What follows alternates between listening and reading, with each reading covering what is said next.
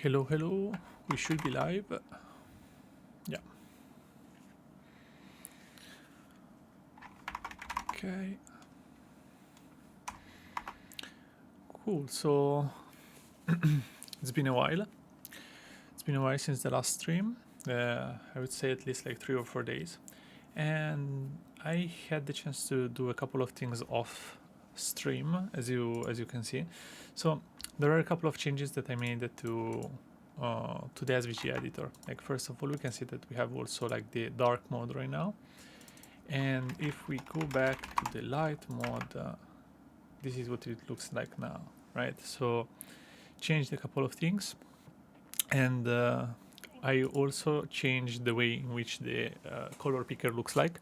So it's still not like the classic color picker from HTML, but I think like it's an improved version. And I also found this tool inside of the view use library, which basically allows you to pick up the color and apply it directly to whatever is your selection right now. So that's one thing. And what else? Yeah, I have like the right button here with all the operations, so also copy and paste. And I also have a very rudimentary, I would say, undo redo right now, which definitely needs a little bit more of work, because like right now it's doing like a full copy of the state, and that's not really what we want. So yeah, that could be improved. But for now, I have also like the dark mode, and I think I will stick with that one for now. I like it a little bit more. So also like the creation here. So on the lower side here, we have like the creation for the elements. So for now, we have only like the rectangle and the circle. So we can just create them, and it swaps automatically back to the cursor mode. Also like the circle, and yeah, we can change some properties of these elements, and as before, we can just select them and create groups of them. So these are a few of the features that I managed to do like off stream when I had the moment. And there are still a few things that we need to do before we can say that we have all the basic features of the SVG editor. But in the meantime, I also found a couple of extra ones that I wanted to add. So yeah, it keeps adding more and more before we get like a good version. But like undo and redo, kind of done, need revision. That's revision, because like right now, instead of saving like the changes that I make for each one of the transformations that I'm making to the objects, I'm just saving the entire state of the canvas, which it's not ideal. And also we need to be able to save, export, and import the different data. That's also kind of important.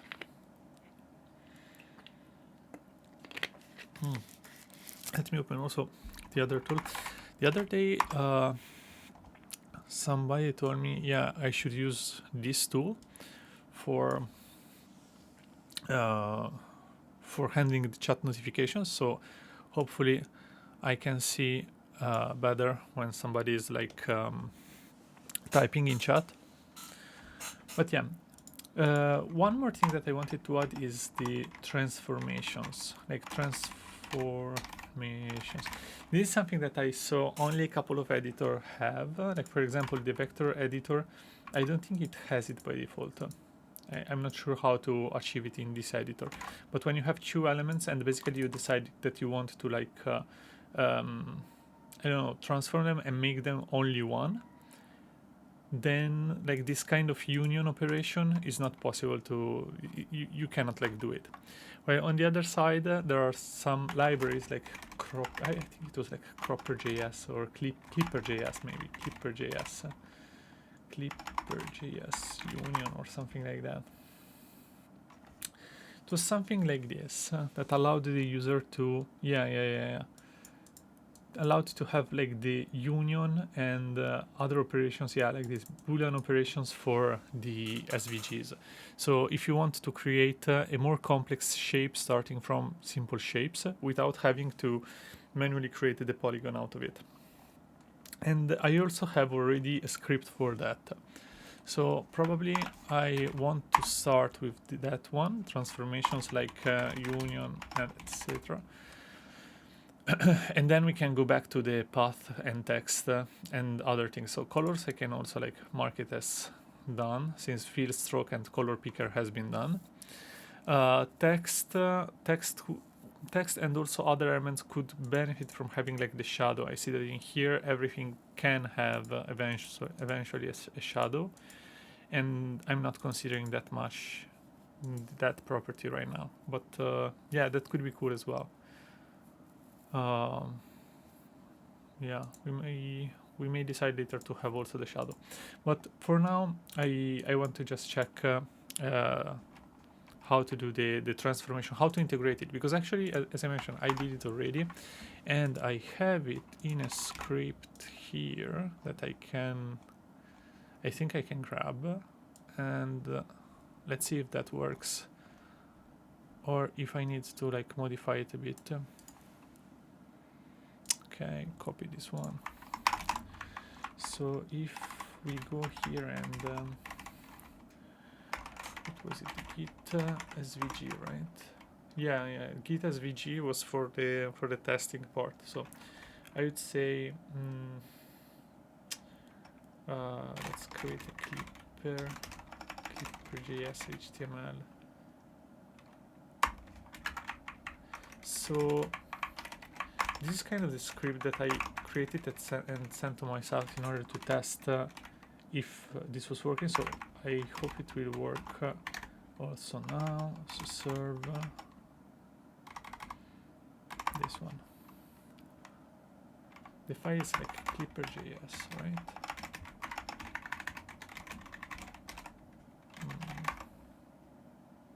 Was it this one? Yeah. Okay.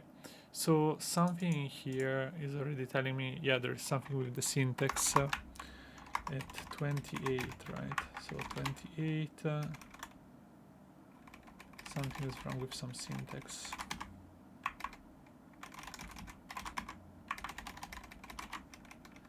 Oh yeah, of course. There is a message here from myself. So this should also do the union after 2 seconds, right? Let me see if there is another token maybe.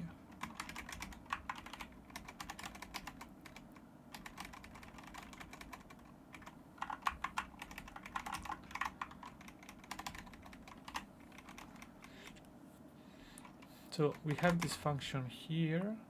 We have the script body HTML part. This should be fine.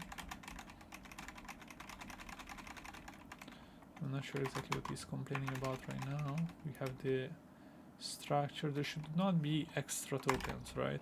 Or maybe it's just not saved. Let's save it and try to serve it again. No, it's still complaining. Clipper.js HTML in here. A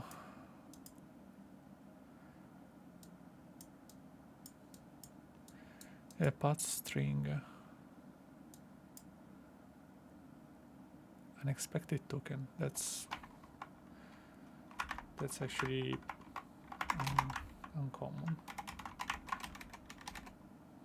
So 928, right? So it's in here. Wait, oh yeah, they decided to remove like the string part. So it could be that it's also missing somewhere else. I mean, we will figure it out eventually. Okay, unexpected identifier somewhere else. Okay, sure. The reason is it's missing again the backtick. Backtick is missing in here, and yeah, I think it's missing also somewhere else. Like for example, oh no, that was correct. Okay, let's try now.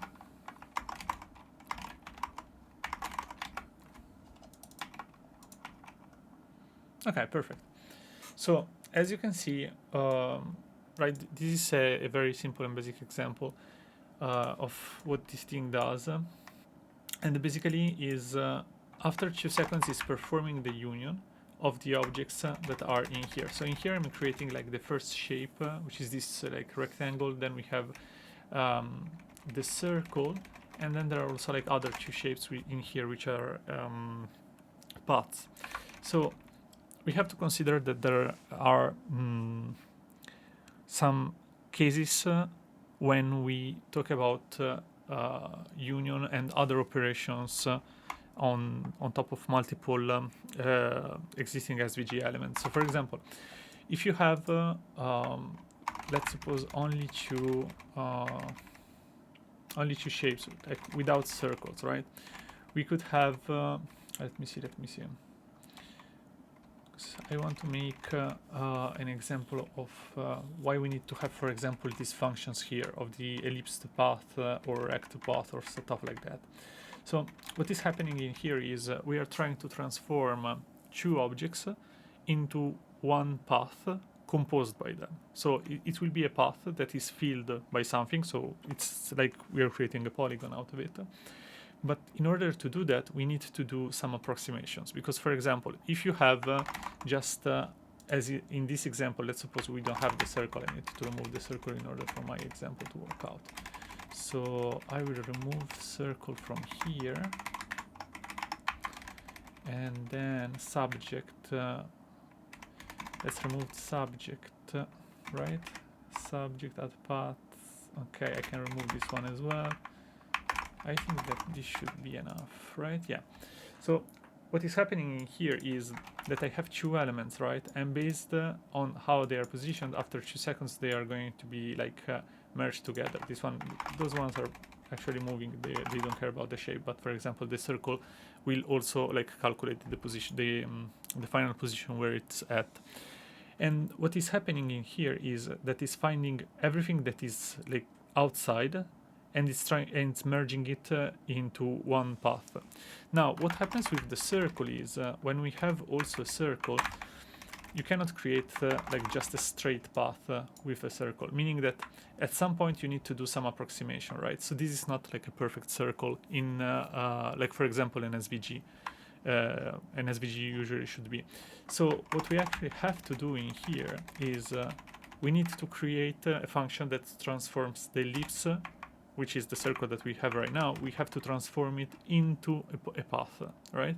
So what we are saying is you cannot create a circle, this is fine, but you can create an approximation of a circle, which is in this case segmented like with 32 different segments, right? So what happens if we have, for example, only 8 segments, right? We are going to have a circle that is created, like it's not really a circle anymore because it's an octagon, so it's created by 8 segments, right? But as we add more and more segments, basically what is going to happen is we are going to have a more and more precise circle overall when we decided to merge it, right? So this one actually looks like almost like it's a perfect circle, but actually it's just 128 segments all very close to each other, and they resemble to a circle. Now, the thing is, the value of the segment really depends on the kind of computation that we want to have later on. And of course, the more you add, the more complex will be the output of your SVG, because each one of these segments is going to be translated into a specific path inside of our output SVG, meaning that the more details you have, the more complex become the SVG output, and the more heavy the SVG itself is going to become. So that's also to take into consideration.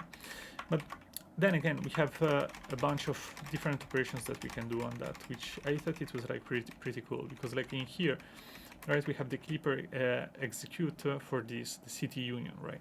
So we are doing the union, but we can also do, for example, the intersection. Let's see what happens with the intersection. So as you can see, it's just taking the common value of them all, or basically it's taking from, yeah, see, we are doing the intersection between 3 of those, so it's taking part of the circle, part of the first square, and part of the second square. So I think that having this inside of the SVG editor would allow us to have like a lot more customizability. You can customize more stuff basically. So yeah. And this was the intersection. So we are taking everything that is common. Now the difference is the one that like it's hard to grasp at first with all the examples, because like for example the difference is like, okay, you have A and B, right, but it's A minus B or B minus A, and the output is not the same based on that. So as you can see, like the final element in here is what is the circle. No, the first one, the subject is the circle, right? And then we are adding stuff, like for example we are adding elements, we are adding path to the clipper, and the clipper does the difference and stores that into the solution, right? So this is what is happening in here. Now this basically means that the first one, which is the subject, which is the circle, right? This is what we have, and then the operation should be A, which is the circle, minus and basically whatever we have there. So it should be minus B plus C, if my understanding is correct. Because in that case, what it's doing is basically creating the sum of the elements that you have in here. So in here we have an extra square, and in here we have another square. So it's basically saying, okay, I'm going to create the sum of those two elements, and basically I'm going to cut them off from the circle. And in this case, this is what it's going to look like. So if I have this, yeah, it's going to like remove everything from the circle, and this is only the thing remaining. Now, it is my also understanding that if I do the opposite, meaning that if I have, let me see if that works. The subject actually appears to be always, like, no matter like the order in here, it appears to be always the circle. It appears to be always the circle, the one that we are going to remove our stuff from. Oh yeah, in here. Yeah, sorry. Because we have here the polytype PT subject, right? So in here, if we said that, for example, the clip and the subject are going to be reverted, so for example, oh yeah, the square is going to be the subject. Oh, I have an issue here. Did I remove something that I was not supposed to? Let me switch it very quickly.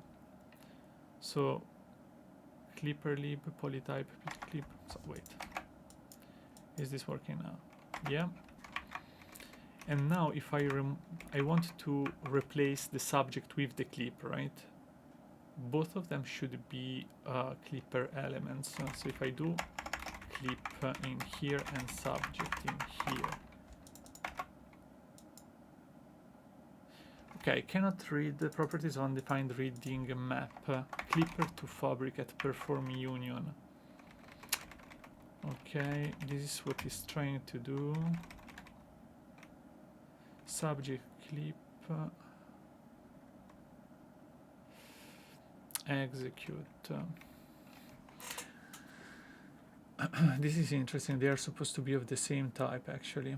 Like both, like all three of them, subject, clip, and another, should be of the same type at the end of the day. So if I just check them,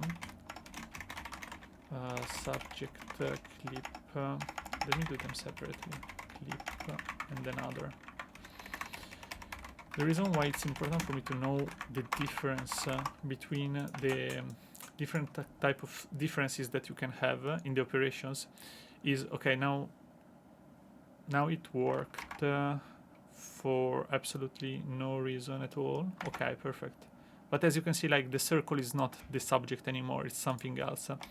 So wait, is it because it was not completely covered, or is it because like if I, no, it still works. So if it covers it completely, it still works. Cool, this is the case where you have a console log that actually solves the issue. So basically printing stuff solves the issue somewhere else. That's interesting. Maybe it was not refreshed or something. But anyway, as you can see, like the difference is that the starting point, the difference point is now one of the two squares, and it's not the circle anymore. So that's the point. We can decide, or better, we should be able, when we select two elements, we should be able to decide which one is the subject and which one is, which other one's elements are not the subject, so they are going to be the clips. And that's something that I want to figure out how to do it from also the user experience point of view. So let's put it back in here, this one in here. Okay, this, yeah, it works as before. So in here we tried the difference, and this is fine. So intersection union. Okay, we have also the XOR operation. So XOR operation is like the most chaotic one from my perspective. Is like whenever you have everything, you just like remove it, and whenever there is a difference of something with three elements, is pretty hard for me at least to visualize it at the very beginning. But when you have like two of them, it gets easier.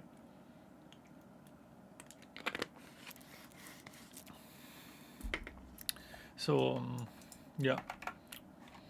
So the thing is, we are going to have these four different operations, and I want to integrate them inside of our SVG editor. Now the thing is, this requires me to have this clipper minified. Yeah, this ClipperJS, right? So one way to have it is whether we have it inside of npm, but I'm not sure it's going to be there, since I saw that this code is pretty old actually. Like you can check it out, it's like from 2014. So I'm not sure whether like the latest version is going to be on npm or not. I tried only like the CDN version so far. So let me find if it's on npm.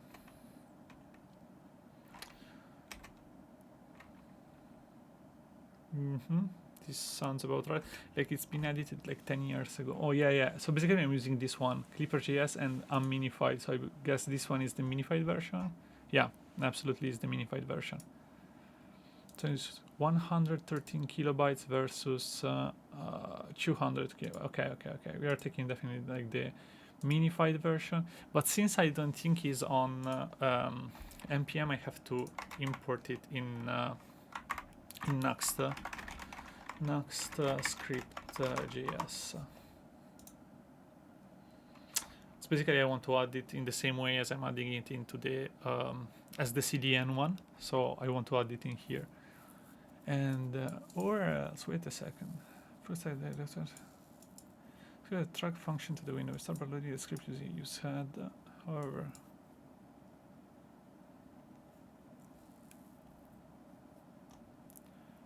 okay. So what do you have in here?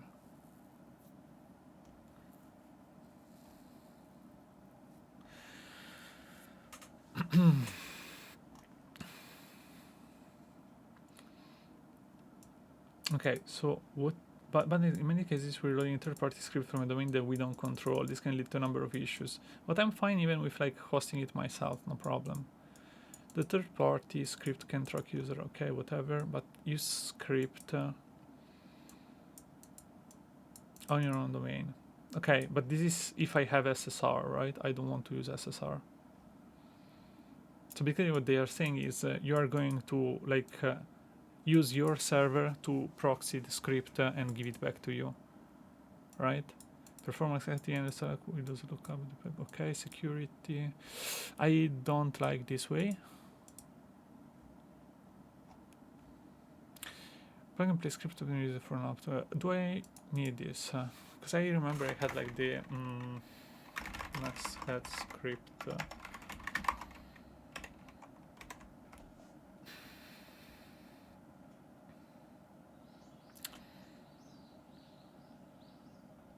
Yeah, like this. Load static into the... Yeah, exactly. This is what I was looking for. Can I still do this? But this is 2022, so is it still the same way? If I go back into here, do we have the static editor? Store public, right? So if I go in public.js and I say like, what is the name of this thing? It's like clipper.js. right? Then I go in here and I just paste the entirety of the Clipper.js. Now, let me use in here, there should be head, up, EPP, okay, head, okay, and then we are going to add some script, right, SRC, okay, and then as an SRC we are going to put our stuff like Clipper.js, right, and my hope is that right now in here, whenever I'm loading my my own application, we are going to have also try again, no. Okay, so it's not loading Clipper.js. Let me see, maybe there is an issue with that. Oh yeah, wait, I'm filtering by something, so it's not going to work. Clipper, yes, I'm loading it, perfect. So Clipper.js is being loaded. Now the thing is, I would like to have also better like typing for it, because if you check it in here, where was it, in here, yeah, I'm using like, since this is JS, it's not checking for any type for anything actually, so this Clipper lib just exists, and I have no types.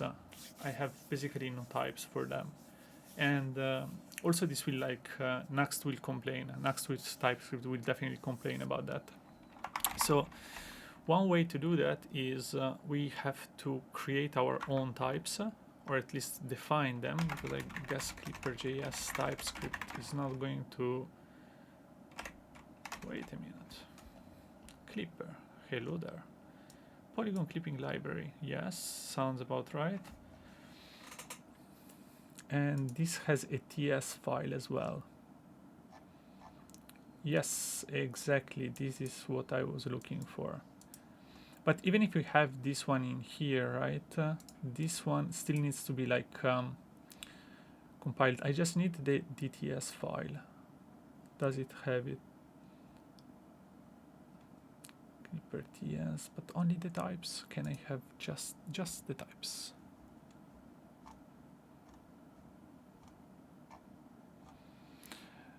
I mean, otherwise I have to use the entire library here and import it as it is, which I'm not sure I mean, it's totally doable. Let me see. End of Clipper offset. Okay, so this is the same, right? Subject, yeah, PT subject, and so on and so forth. Yeah, we could go also with this one.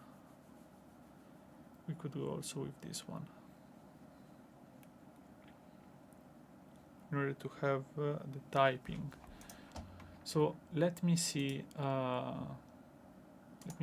First of all, let's try with the TS one. If it works, we can keep it. This would be part of like the, I think, utils, and this would be like Clipper TS, right? Clipper TS. Okay, now the point is, how do you initialize this thing, right? Because this one is using also int math, right? npm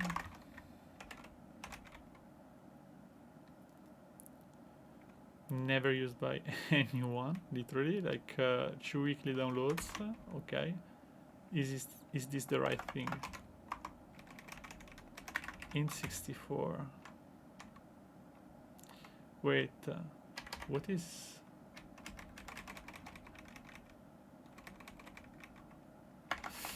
What is this thing? Like, it's TypeScript. What are you talking about? Like, is anyone like... This is like the actually library that somebody created just to have this kind of numbers and types in it? Like int math, npm. This is the only, right? This is the only one that I saw so far.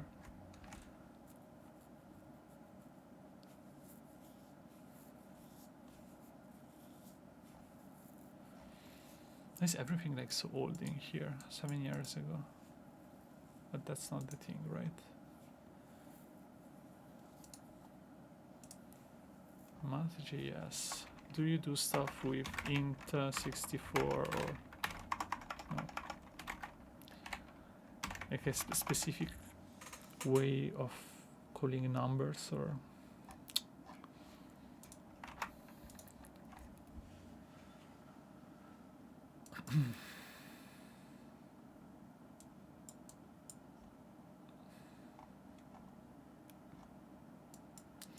like, do I need to care about this in terms of int64 and so on and so forth?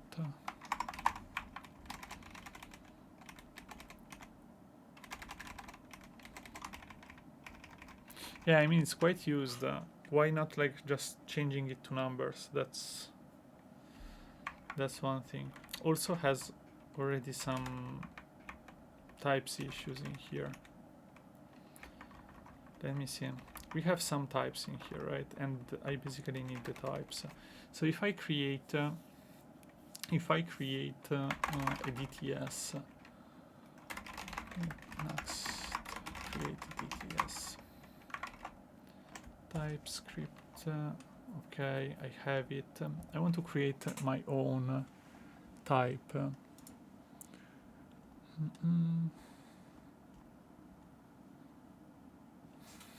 How do you create like your own type?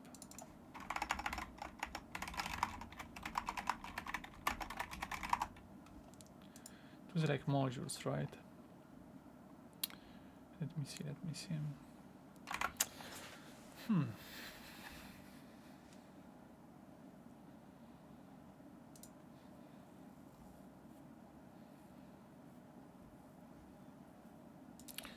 Module option, type check.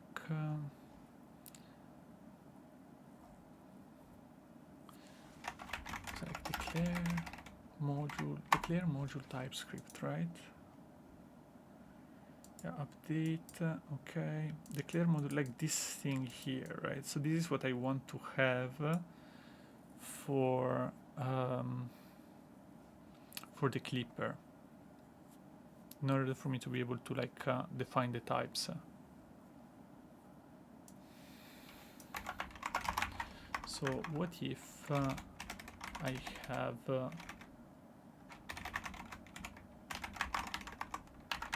something like this, and then I define like clipper.js, right? But then how do I use it?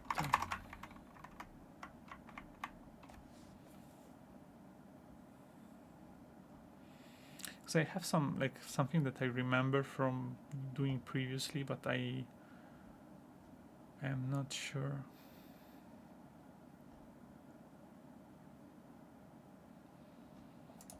Let me see if something can help me here.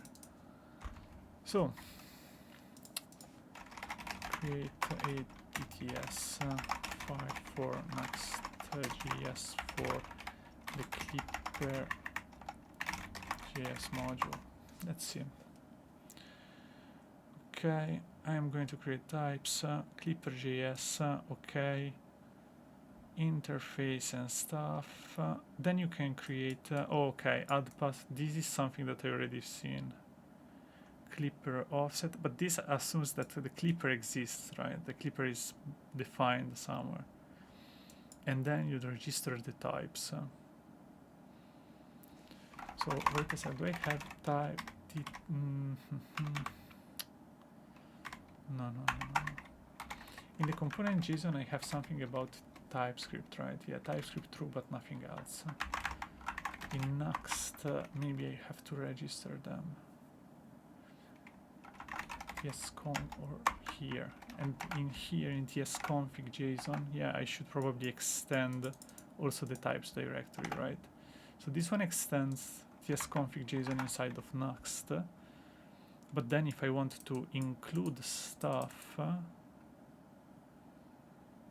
should I add it in here? I mean, at least the DTS part, right? So I'm not sure this is going to work, but let's try it out. So this is going to include everything that is types DTS. So let me do it maybe like this. And when we are going to declare our module, we are going to use this thing here. Maybe there are too many of them, like path and paths in here. I'm not sure you want to export them since they are going to be part of only the, oh no, because they are inside of the Clipper.js module. Let's see this one. DTS, types DTS. So this one should be, I mean, it makes sense, the naming convention here. So let me change it. Do we have types? This would be Clipper DTS, right? Cannot have a, okay, I need to first create the folder types, right? Okay, and then we can move this one in here and move it to Clipper DTS, right? Okay, let me close this thing. Clipper DTS.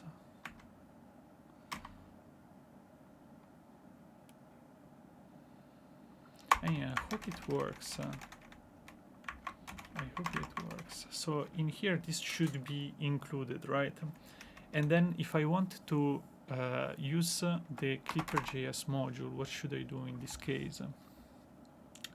I mean, npm install Clipper.js, this doesn't sound like something that I can do if it's not part of npm, right? But it's Cropper, it's not Clipper.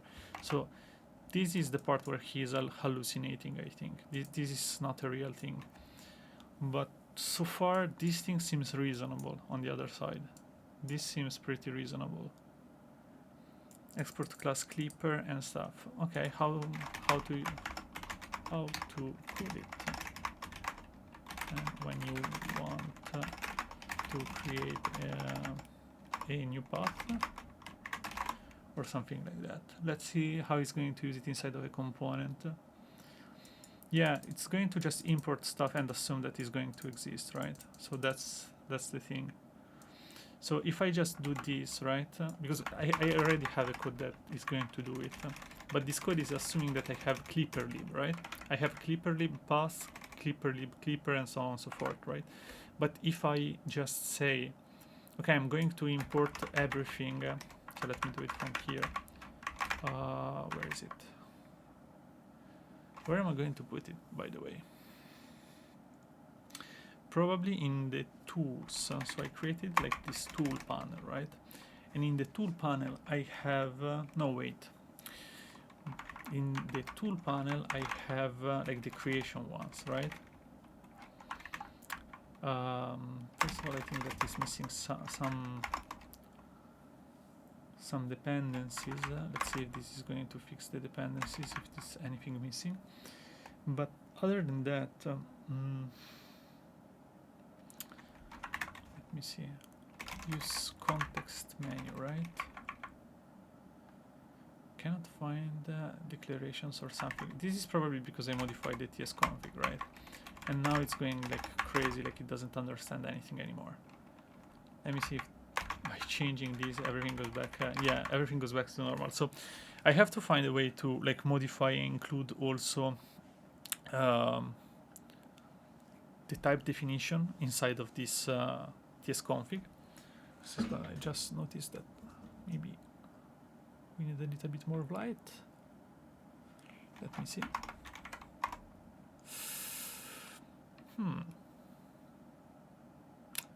Yeah, not the best lighting, but I will work on it. So, where were we? Yeah, I need to like import them somehow without. So what if I say something like all as clipperlib from clipper? Okay, is this going to find? Yeah, it found the types, right? So this one was happy about it. And if I say something around the lines of like clipperlib dot path, no, it's not going to find anything. Wait. Clipper.js dot path. Okay, no, it has the clipper, right? It has the clipper and has other stuff. So I think should be fine. Let's test it with some code. So for example, in here it has like perform union, but union is not the thing that we want to test in here. Wait, do I have a test page? Yes. So I used to have this test page for just a second. The test page just to test some components. Yeah. So here it's the test page just for the color picker, and instead of that I want to use the test page for this. So the imports should be there.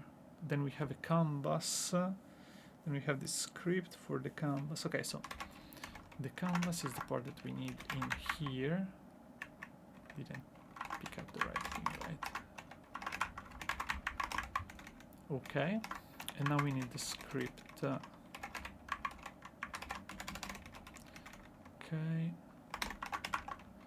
and this is going to end up in here, script ts setup.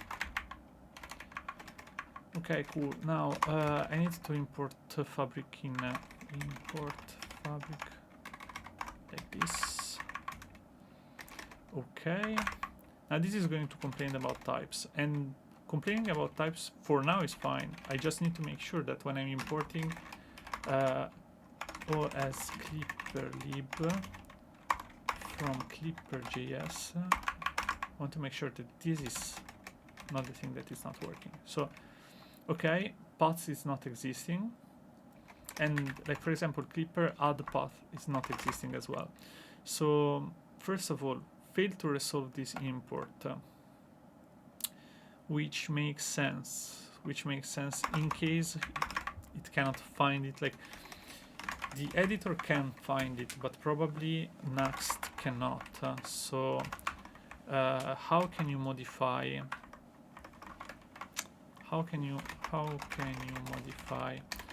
the Nuxt config or tsconfig to include the DTS about clipper? That's the point right now. So the thing is, if I have the tsconfig, I mean, is it possible to do it in here? Shim to simple shim. This is the TypeScript one, right? From the first shim, so you can real custom types. Ensure TypeScript actually validate the types. Resolve alias. Let's try this one, because the first one for me is a little bit hard since this is taking directly the configuration from tsconfig. So I'm not sure how to configure it without breaking the existing stuff. But in here, I believe that this is no longer working as expected. Config takes any parameter, but even if it was explicit, right? Extend is not part of that anymore. So build is not working like this anymore. So unfortunately for Nuxt, this is hallucinating a little bit, right? So let's see, Nuxt3 build extend. Can you do that again?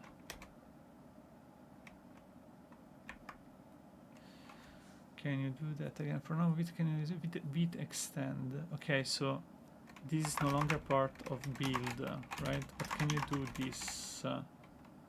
No. What can you do? Build. Nope. Okay, so this is not the correct way.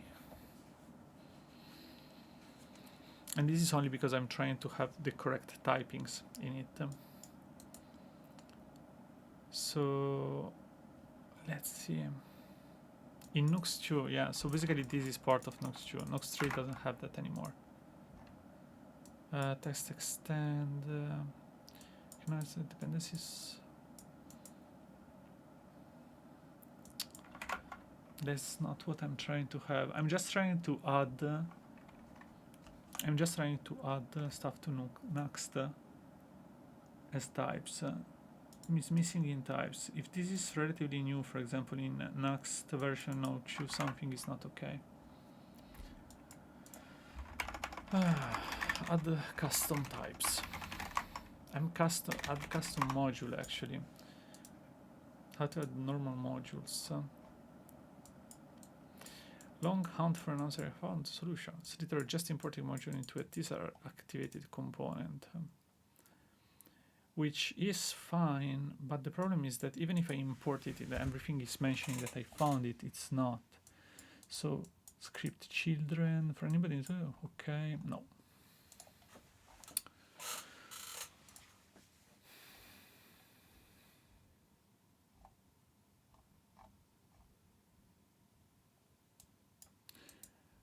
Build modules.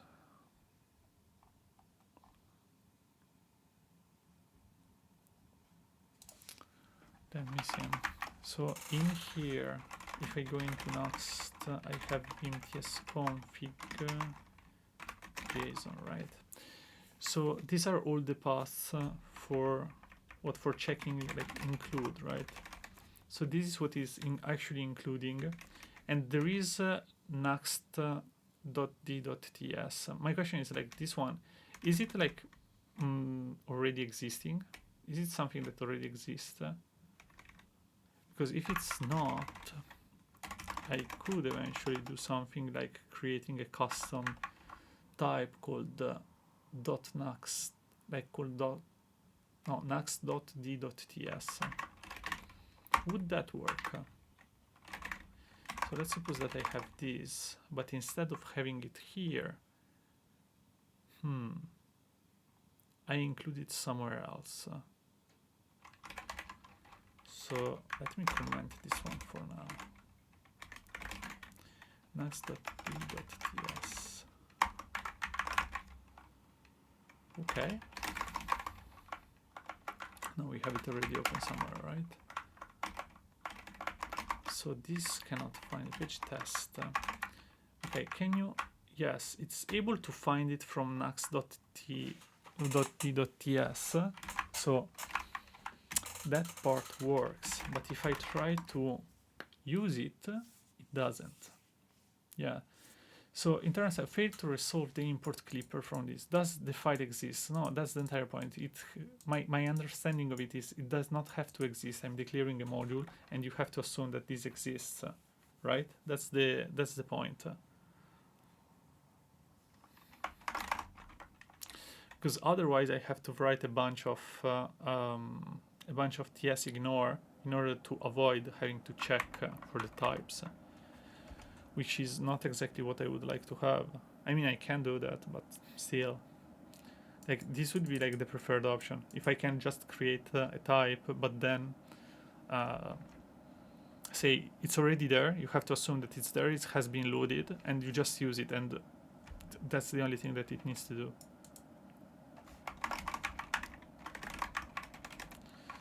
So next config. I mean, I think I can remove this part.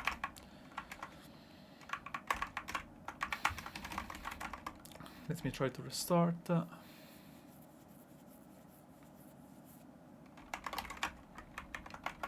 Yeah, still complaining.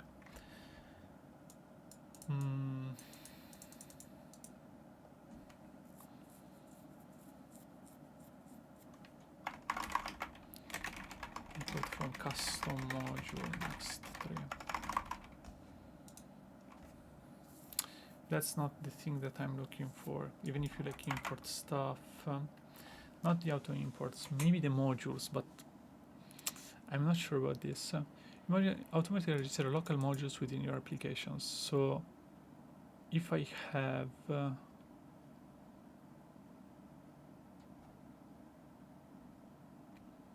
I don't think that's the thing.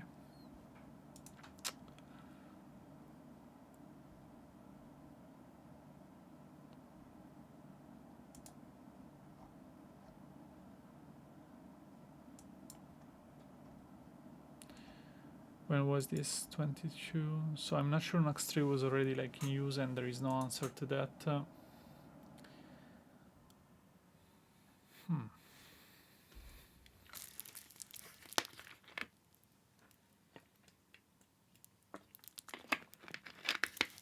So now the thing is, this exists, but the typing cannot be defined. So one way to do it is I have to like define it manually without saying that this is a class. How can I do that eventually? So I have these definitions, right? I'm declaring a module, and if I don't do that, but I just create a type,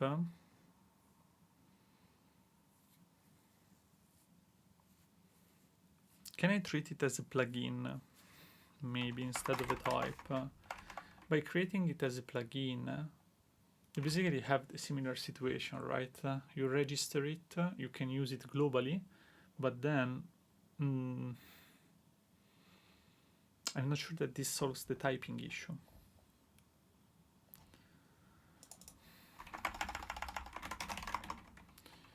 Nux3 create types for JS module or something like that.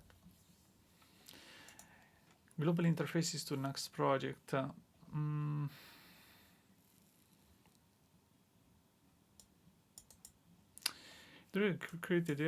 Declare global.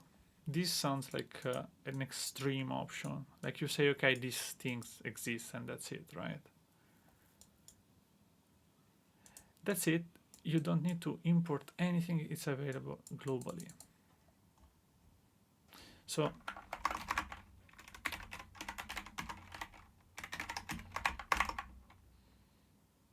this sounds like a bad idea. I don't know. You're just saying, okay, this is available, which it's actually available everywhere. So that's not wrong. It's not wrong, but it doesn't, like, it's not modularized somehow. Okay, and also like clipperlib. Okay, because I'm not importing it from clipper.js. That's fine. So let's suppose that I remove this, right? I'm removing it. Now I'm assuming that still clipperlib is existing everywhere, right? But not in this form. Like clipper. Wait a second. So if I do this, what is clipper right now? This clipper base from the utils clipper.ts. Okay, this is becoming a little bit confusing because I have some utils in here, and this is the entire library, right? But it's using this weird number stuff in here that I don't really want to use. So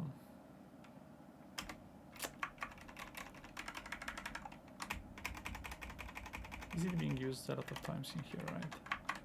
I just wanted to remove it. Yeah, it has like a bunch of utilities, like from round number and stuff like this.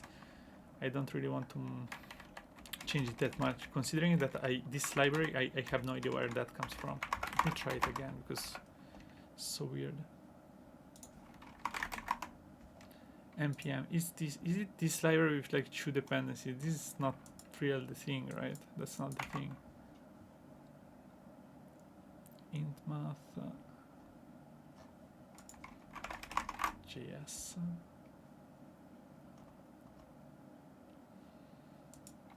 Yeah, I don't know about that. Integer math library for 64 and 128. Published 8 years ago, which, like, it makes sense, but like it has 2 weekly downloads, so nobody's using it, literally nobody. So I have some thoughts, like from rounded number, right? From rounded, yeah, dang, it's the same library. It's literally the same library. It's the same library. Does it have dependencies? It looks like it doesn't. Precise integer math operation on 64 and 128-bit signed numbers. Okay, the copyright has been updated. MIT license, so it's fine. That's okay, I guess. It's exporting this number. So okay, intmat yes. I cannot find it. Like I don't want to use it on npm or stuff. I'd rather just import it myself. It's a thing that they are not using anymore anyway. So let's suppose that we are going to have this clipper.ts like this. So intmat ts. I'm 100% overcomplicating this stuff, like 100%. This can be so much easier than that. But at this point, I'm committed. So if I'm importing it from here, right, this is available. There are no longer like except for some stuff. There are no longer issues about that. So I'm assuming that this library is going to work right now in this way. So wait, this is test, okay. Let me remove a bunch of other things, like for example, NuxtJS. This test didn't work out as expected, and also types, Clipper TTS, this one is no longer useful. Can just remove it, I guess. So let's see the Clipper one, right? We have the Clipper, and I'm also importing it still from here, so I should not do this anymore. Let's restart just to make sure that it's not importing it. And test. Now I should create it only from the Clipper utils, right? From here. This should contain the entire. This should contain the entire library anyway. So let's see. It's the perform union, right? So here we have like Clipper. Let's see inside of Clipper, like the add path, right? There was like add path. Yeah. So this one should create a new Clipper. Let's see if I can import it. Clipper. Okay. Where is this coming from now? Oh, because again, I have now still two things, which is one is the global one, which is the declared global. Did I remove it? Declare. Yeah, I think I removed it. Yeah, so this should not be the issue anymore. Okay, and where that comes from? This comes from the utils Clipper TS, which is kind of okay. So let me remove all the instances of like the Clipper lib, because this is I'm not sure whether it's not going to be named again. So polytype same thing, is going from the Clipper TS. So this is automatically imported and appears to be fine. I mean, the types are not complaining. That's for sure.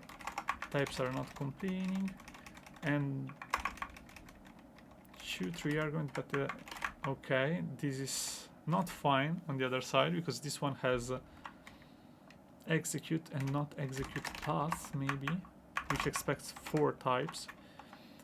But this is weird, you see, like we have these two functions, this execute and execute path, and the only reason why I like switched from one and the other is the second one has 4 types, and this is just the only thing that it was complaining about. So I'm not sure this is like fully compatible as a library.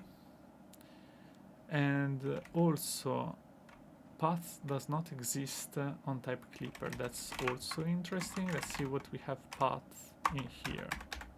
Do we have something like that? Yeah, we do. Yeah, we do. And it's an array of endpoints, right? Yeah, so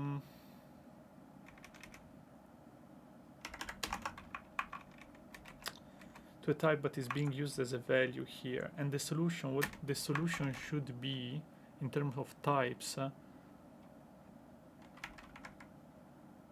isn't just like an array. But if you create a new one, I don't know. Solution has any type. Okay, but what type are you expecting actually? You're expecting path. Okay, and how do you create one though? How do you create something that as a result has path? Simplify polygon, clean, Minkoff, skip operation. No, let's start from the beginning.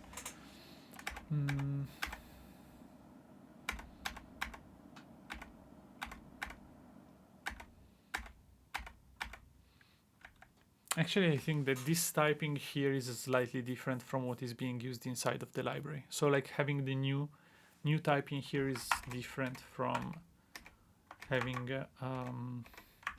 like this is not going to work because of path in here is not going to be how can I say, it's not going to actually create a path.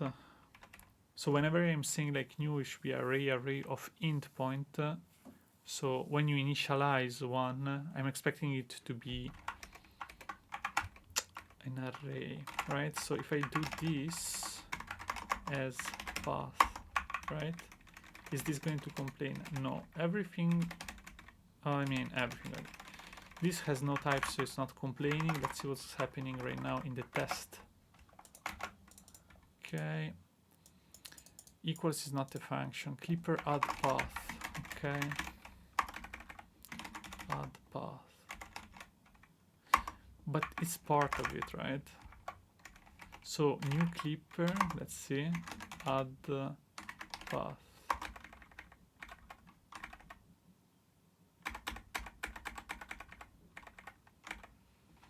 Public add path, okay.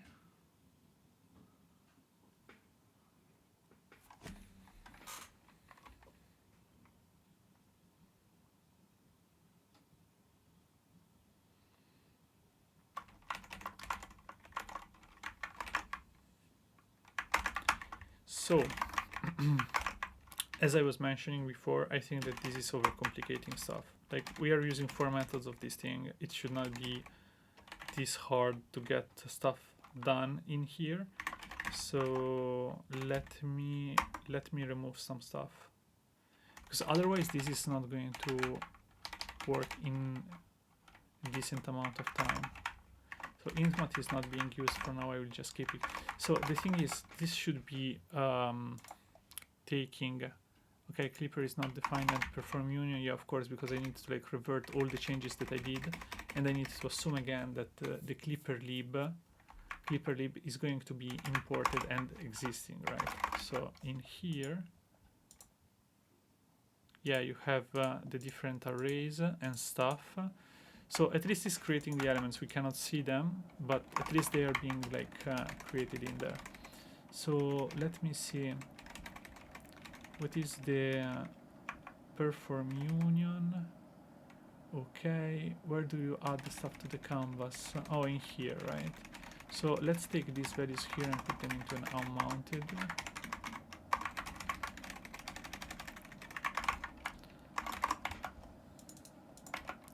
Okay, so whenever you mount it now, right, should... Where is the canvas? Where is the canvas? Canvas clear. Okay, canvas here, canvas. Let me create it maybe inside of the unmounted. Unmounted. So we are going to have the canvas, right? Okay, perfect. So this... Okay, and the union circle is not defined, okay, because it's outside, right? Circle, like all of these values are actually outside, so they are not being considered, but my guess is that this is going to work in case I say like let canvas is outside, right? Canvas shape 1. Then what do we have? We have also circle and which one is shape 2 and shape 3, right? Shape 2, shape 3. I do have so many. And then I'm just going to replace them. Okay. Like shape 3 is not actually used, I guess. Is this? Yeah. So this one is now working correctly. Now the thing is, I'm not using the actual types, and as you can see, this is going crazy all over the place. So the only thing that I can make to do to make it work is have like renominate the type at some point, or create a custom type and say, okay, this thing exists, and from now on you have to assume that this exists, and everything else is just going to be a result of that. And I don't have a strong typing about this. Yeah, I wish this was working correctly at first try, but I don't think I have the will to like debug it and find what is the issue regarding for that. Like I need only like 3 or 4 methods out of it. So unless I need to do some more complex operations, I don't think I will spend more time on that. Okay, so if this is working fine, we need now to move this thing inside of the context, right, and create some operations. Thing is, most likely I need to do it in here, inside of the SVG, because in the SVG we have all the operations, right? So what is the operation that we want to have? We need to do a transformation operation, right? Test. And what we need to do is to take, first of all, we will need to have these utilities function, like for example, ellipse to path and also rect to path, right? So these utilities are needed, and let me put them somewhere. We have, we have utils. Those two are gone. Can I reuse this, but for other stuff? I guess so. So I'm going to remove this, and I'm moving the functions that I have in here. The fabric to clipper, clipper to fabric, okay, and also the other one. So the ellipse to path, I'm moving them to the utils. Okay, and now this one we can try to type it a little bit more. So rect in here should be the rectangle, right? So if I get back to the test, I get fabric from here. Let me see. Yeah, this one I want it on top. And this should be a fabric rect. Okay, this is possibly undefined. So if there is not left not top, I mean, if any of them is undefined.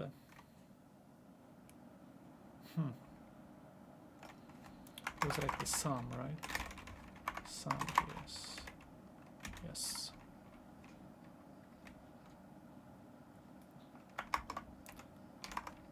Okay, so if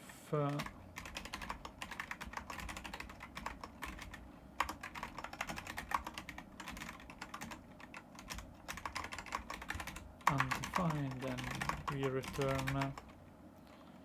return a new fabric path. Which would be basically empty, right? Can I do that? It's not complaining. Okay, but yeah, the assumption is like if there is any of them that is undefined, but I don't think it's going to find it in here, which is possibly undefined and stuff like that. I see.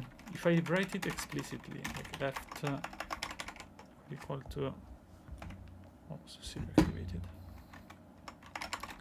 undefined, or it's top with a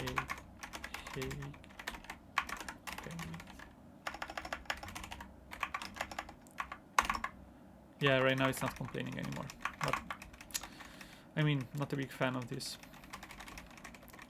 Also, why does it not okay. So we have this function here, rectangle to part. We're going to export it. We have the fabric to clipper, so this is any fabric object, right? But it's not something that you can find inside of the object fabric. I mean, is it? Fabric to clipper, you can get the path. Wait, do we actually use this function? Yes, we do. Fabric to clipper. But this takes stuff from a path, right? So the input of this function should be ideally a path. That's the thing. Why does it work? But the typing is wrong.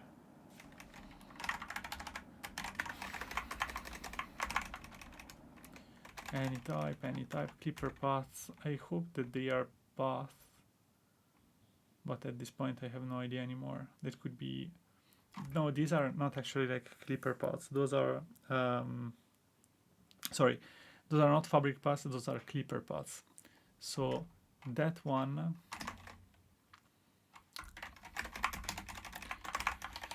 I mean, this one should be a fabric ellipse.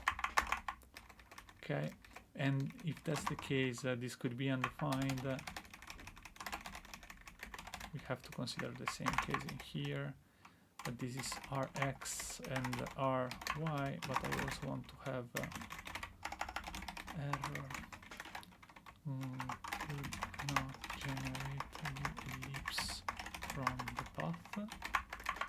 And the other case in here is not generate the rectangle from the path, right? Okay.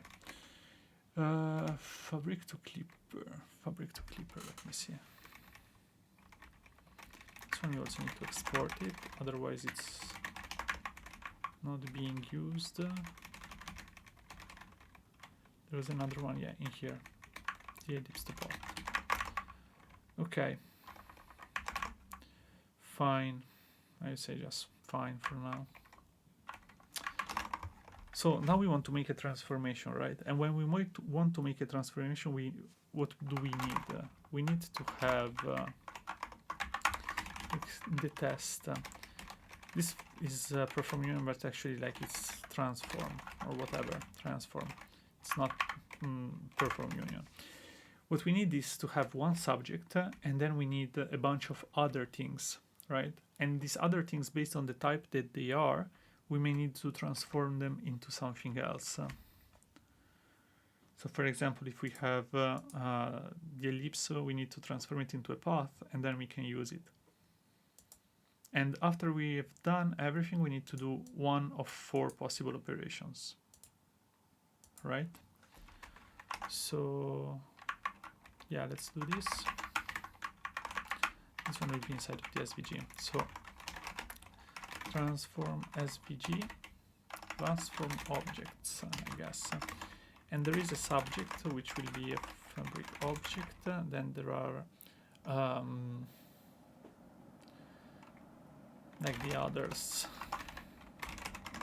which is a bunch of possible objects. And then we have the operation which is type operation. It's like a transform operation. This could be union, intersection, union intersection. We will have the XOR, and the last one is the difference, right?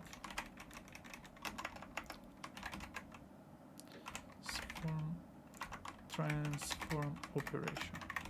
Okay. Cool. Now,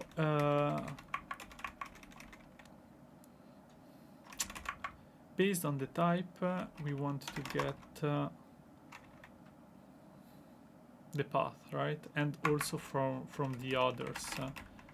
So it could be cool to have a utility function for that, which function get path from fabric object. And then we have the object, fabric.object. Okay, just a second.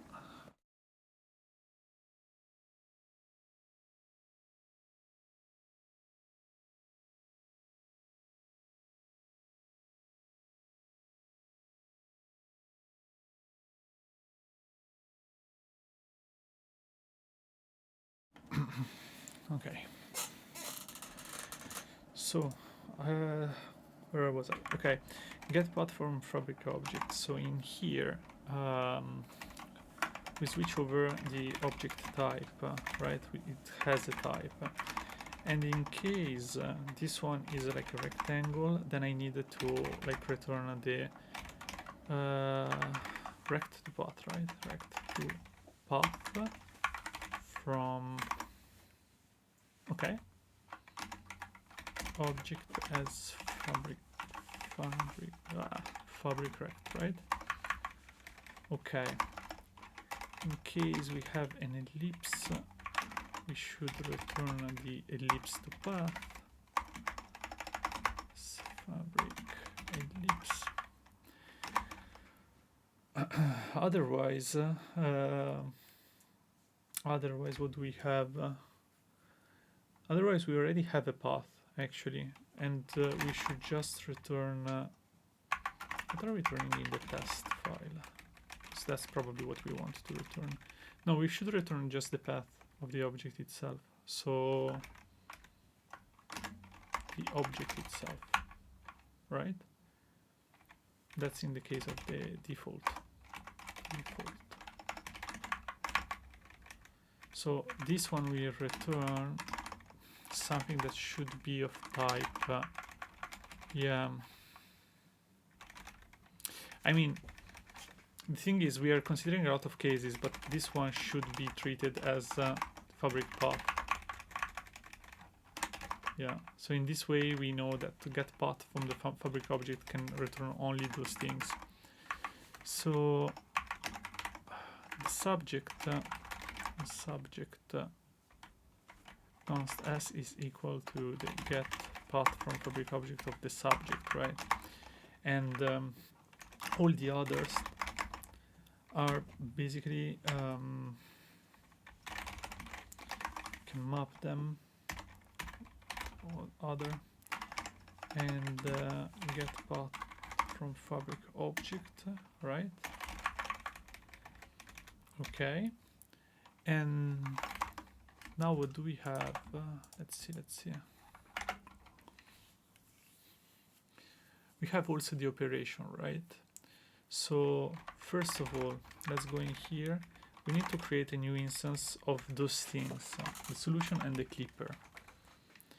The solution and the clipper. So can we remove this one? Okay.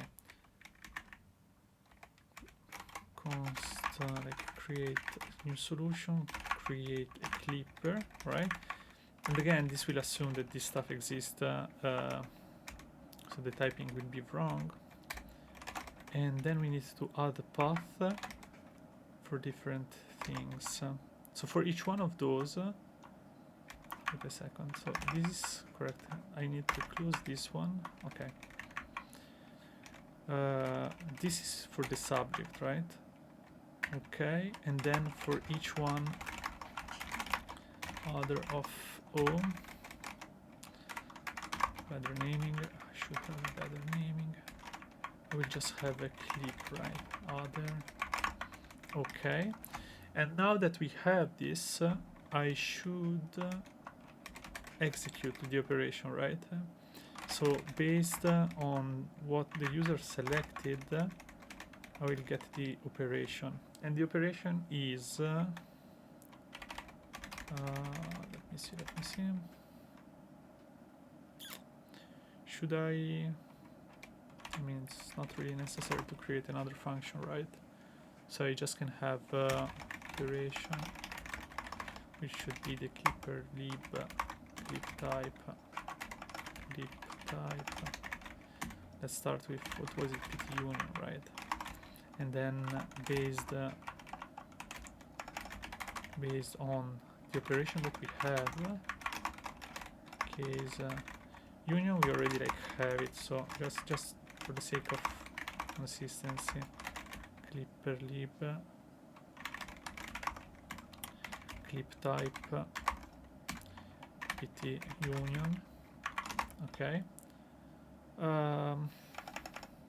Yeah, right. Then we have difference. This is a difference one. The difference is city difference. Wait, maybe it was city union as well. Yeah, it was city union. City union. I'm not sure. PT union. Okay, difference. XOR. City XOR. Is it with full? No, it's lowercase then. Okay. XOR, and then we have the intersection, right? Sure.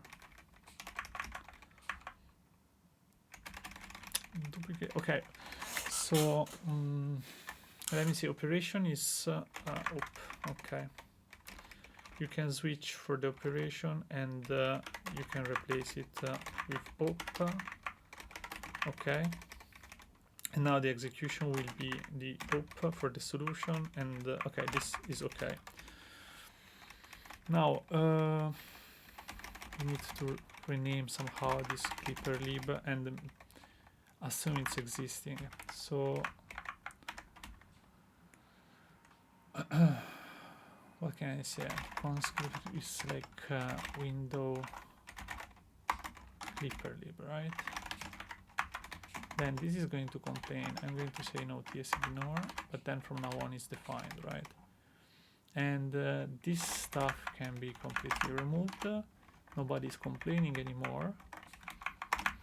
And I should have a function that gets me the 4 operations that I want to have. Now, what I want to do right now is I want to create an interactive way to have it. And also I need to consider about the order in which I select stuff. So for example, just a second.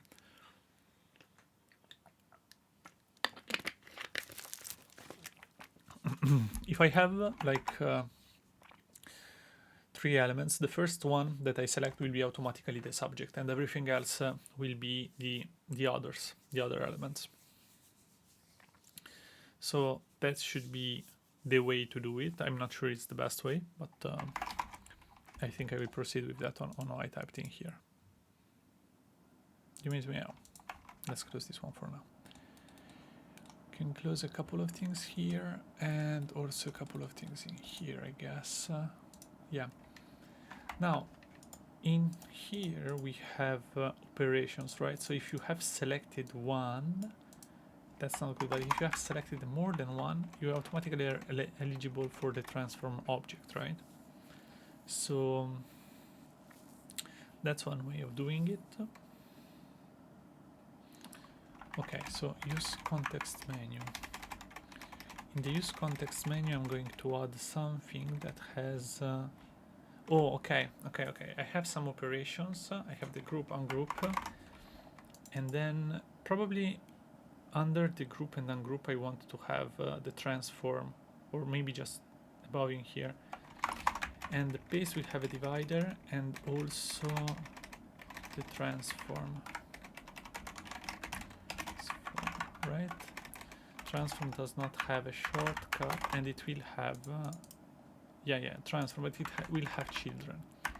So in here I have like the context menu, right? Context menu, and we have this thing, and I want to have this one. We have like more tools, and you have like multiple selections. So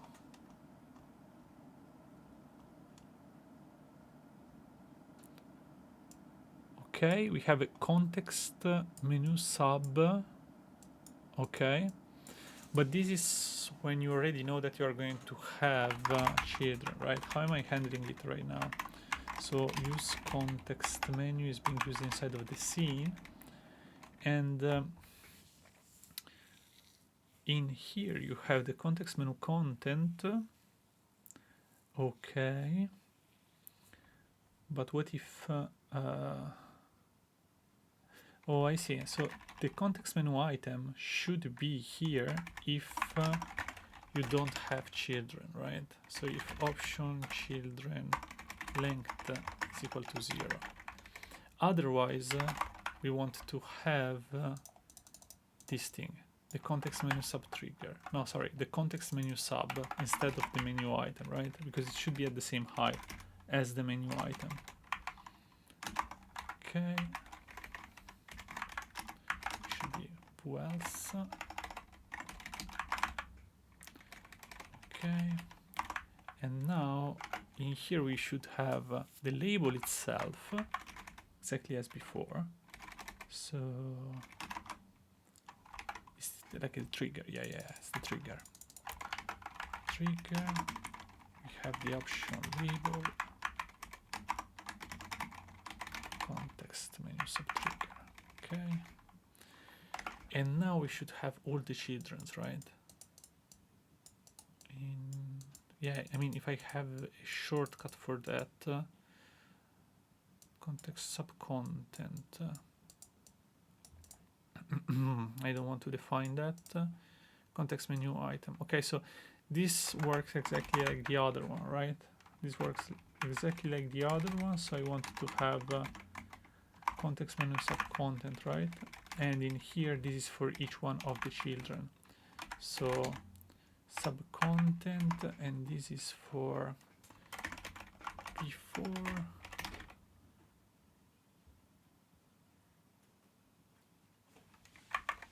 can we get a bit confusing here? Let me do it like this. Template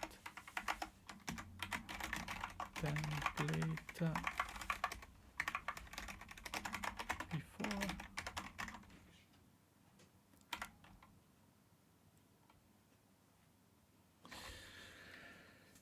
Before child in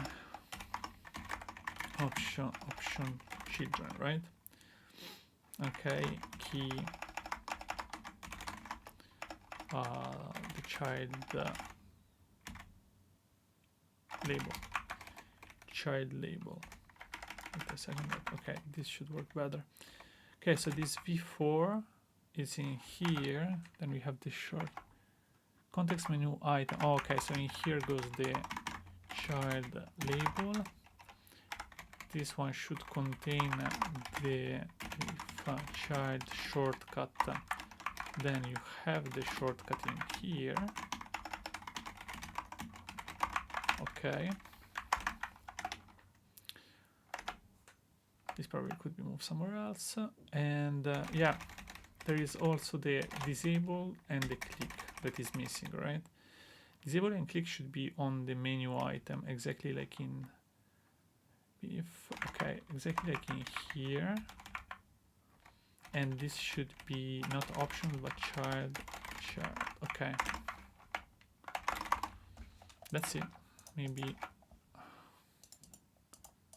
okay, it's completely gone.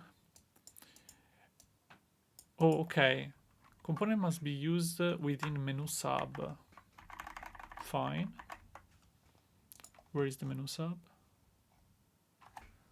It's context menu here. Context menu sub. What? Didn't I put it here? Oh yeah, I see the trigger. Oh, I see.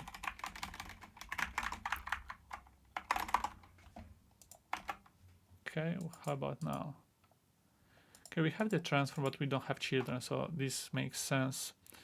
This other issue is something I want to figure out maybe later on. Type selected ID. What are you on right now? Next story. Okay, that one can wait for a moment. Let's go back to the context menu. On the context menu, I want to add some children here for the transform, right? And this would be the first one, be like label union, right? Union on click, it will execute like the SVG store, the transform objects.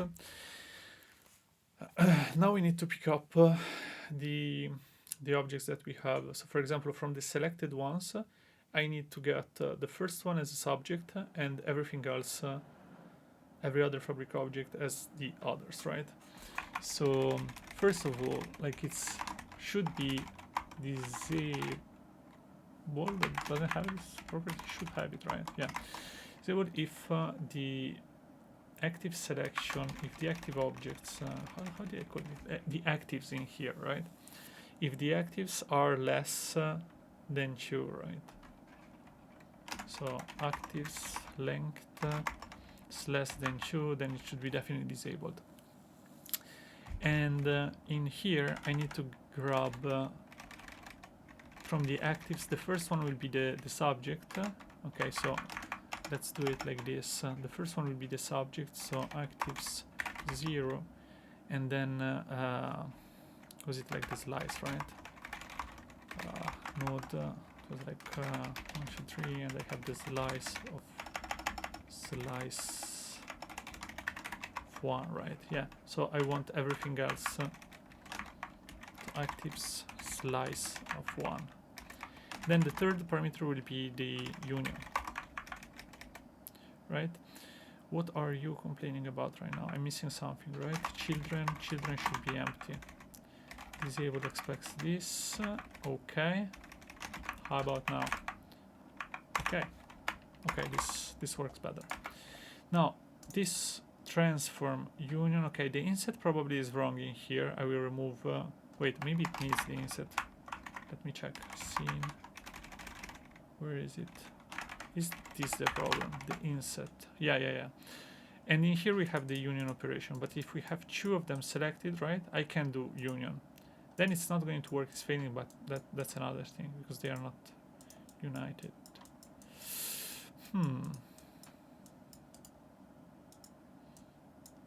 Okay, we're going to see about that, like why it doesn't work. But anyway, what is this thing now? I just selected something and I have a bunch of, oh, failed to resolve component eyedropper. What? How? Eyedropper.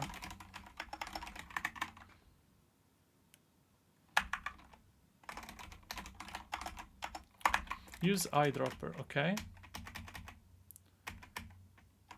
So where is the component?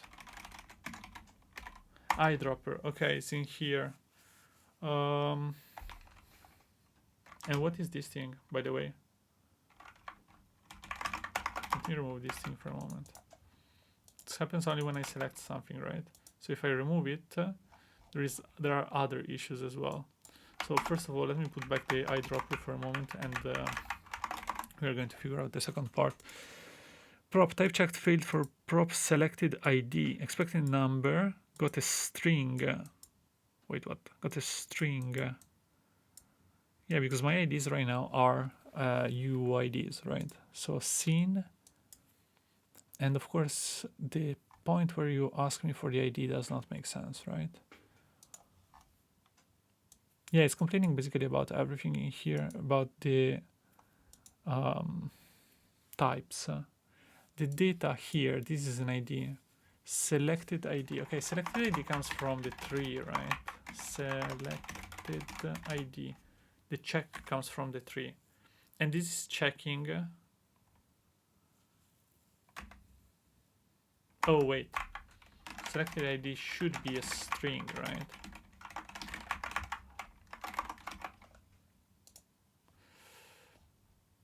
Okay, so eyedropper, perfect. So we have only the eyedropper issue right now. And why do we have the eyedropper issue in the first place? Let's see. It's inside the color picker. And the use eyedropper appears to not be enough. Do you have something like the eyedropper icon in here? No, you don't. What is the eyedropper in the eyedropper? The eyedropper, like view.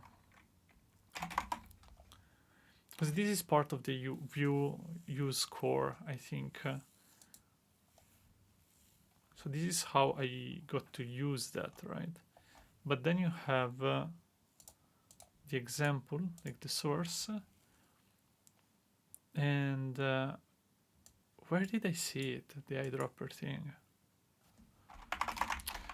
So my point is, if I'm going to remove this thing, is it going to eyedropper? No. Is it going to complain about it? Because I think that was just the icon. Yeah. Yeah, and right now we don't have issues. So that works for me. Use property panel. Let me remove a bunch of console logs that are all around the place right now. I think there was only one and it was pretty noisy. Okay, we have another one in the scene. Console log. This one is the target. Okay, perfect. Okay, saving history. The one for the undo and redo, probably I'm going to keep it for a while, since I need to first figure out the details about the undo and the redo. Okay, so the union part, I mean, the union function at least I hope is being called, but at this point let's check it first. So let me see. Okay, so subject. Let's go with subject and others, and actually even with the operation. Let's see where the function gets. Okay, so the subject is in here, and the circle is the first one that has been selected. The second one is the ellipse. Okay, actually the circle is not going to be considered in the same way as the ellipse. Is this going to create an issue for me or not? Because this, like this ellipse and circle, let me see if I can merge them. No, and I have this one which is of type, where is the type of this thing?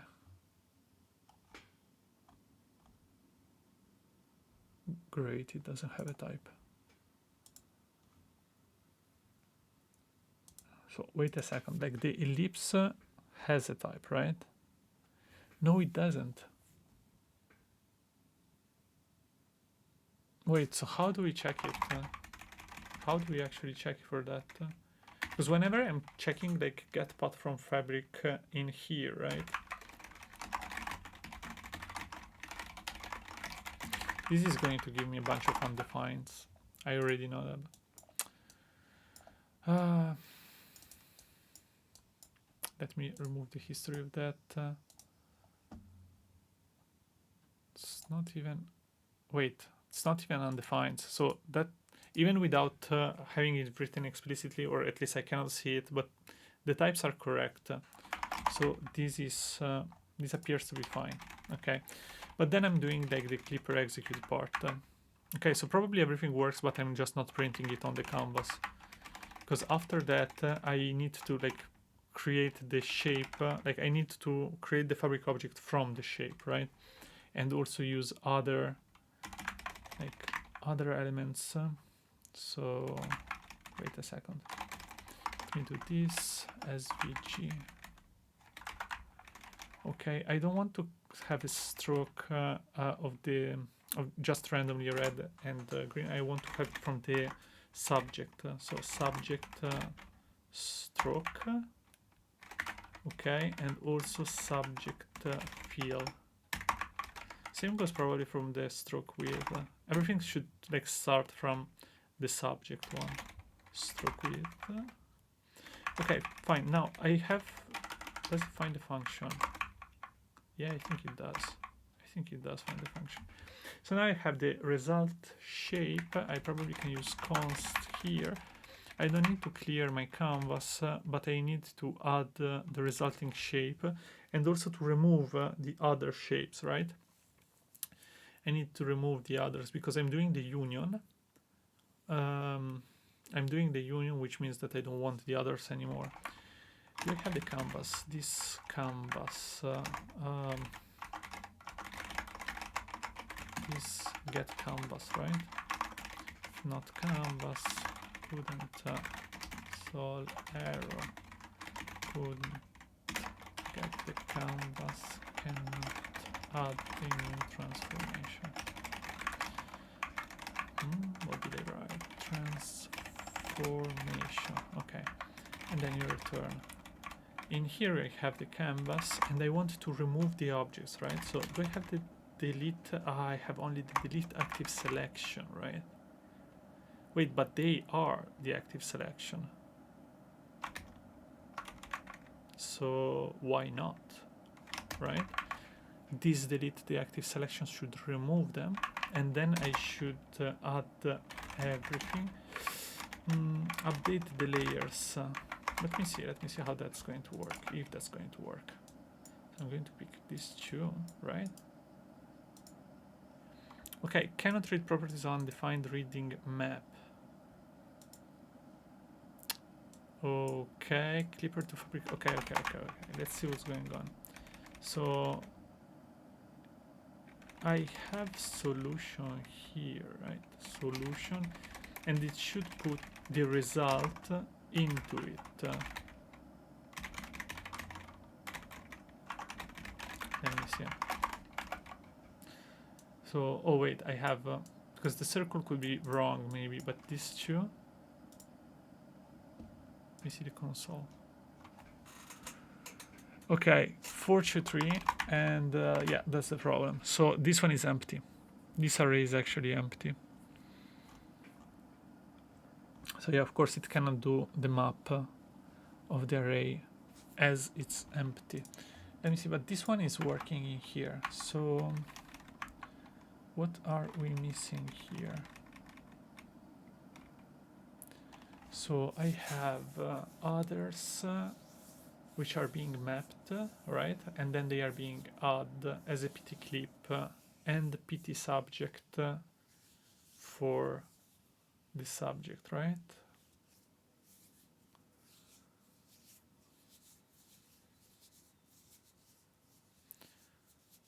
Clipper. So the operation itself here is failing basically, all right? And I have OP, right, which is changing it. And what if I print, I want to print like the value, just to understand whether it's like a string or something else.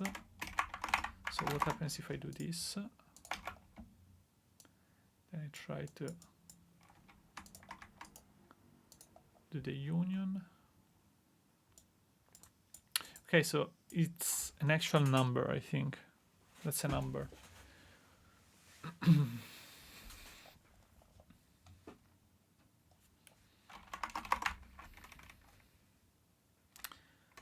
So I have the operation. Let me see what happens on the test page in here.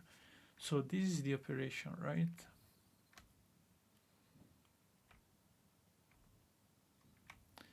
Operation solution, and then you have the other two parameters.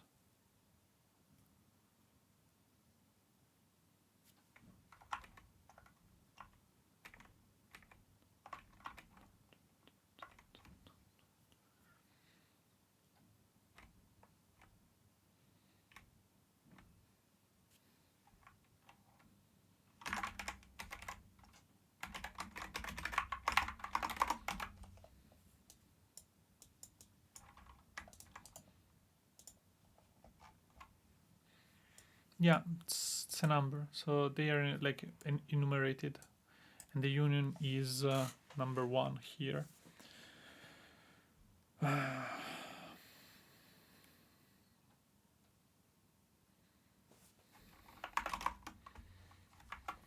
That's weird, like the solution should not be empty.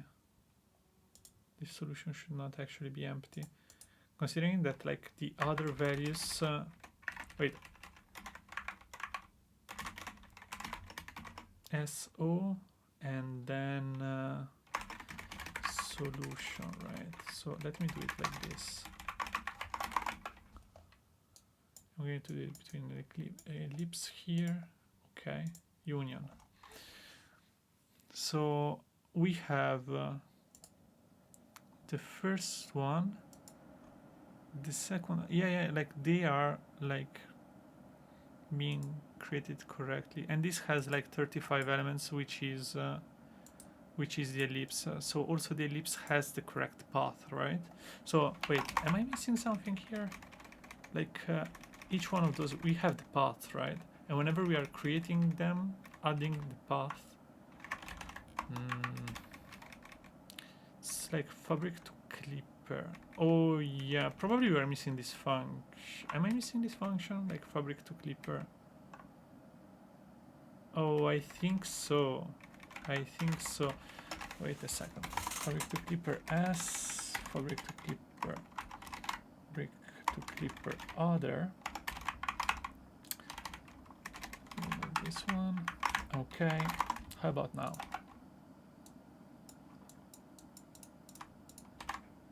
Oh no, I just created a group. Okay, I didn't want to do that. Transform union. Okay, something happened. Okay, definitely something happened. This broke all the layers. The new object is confused about what it is, but this is fine. I mean, it did something, and everything is selected, by the way, right now. I have no idea what happened. Oh well. Probably removing the objects themselves it's not that good idea immediately. We should wait for that. Let me check first, because I still don't know what happened in here. Wait, what? How is this thing working? Did this just create like a skew version of it? Wait. Oh yeah, I see. There is also this option. You can also like skew the object, but this is not something that I want to care about right now. Okay, so let me select them. Union. Okay, we did the union. Those are still separated, right? But we have another. Oh, we have another object, but this object doesn't have the object ID. Okay, that makes sense. So the result shape should have a name, which is I don't know, new transform object, and then it should also have some data. ID create object ID. Let's see if that's going to help somehow. Union. Okay, it created something.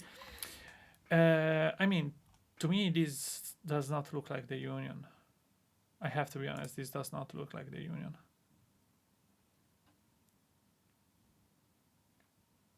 This looks more like the XOR operation. Or, yeah, it looks more like the XOR actually. What happened? Did I maybe forget all the breaks in here? But you should not end up in those cases anyway, right? Or are you going to end up in those cases?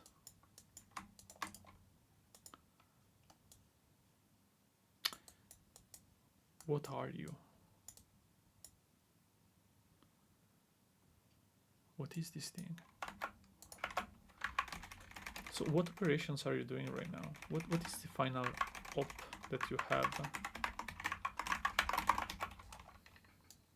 So if I select, I don't know, no, I cannot use the circle. Probably the circle is not like, I should create also a function for the circle, because circle is just a specific version of the ellipse, and I wanted to create only the ellipse version for now. But what is the op that you are using here? It's 1, which should be the union, right? Should be the union. So what I'm doing here is I'm doing fabric to clipper and fabric to clipper again for the path, right? When I'm adding them.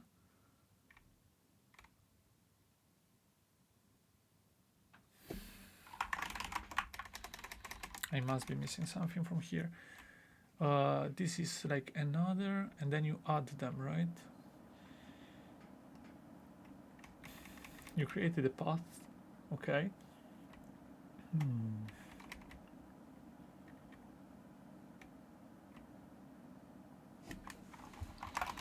I don't know, let's try with another operation. Maybe I'm missing something with the operations in here. So if I go in here and create like the difference one from the context menu, right? It's going to be union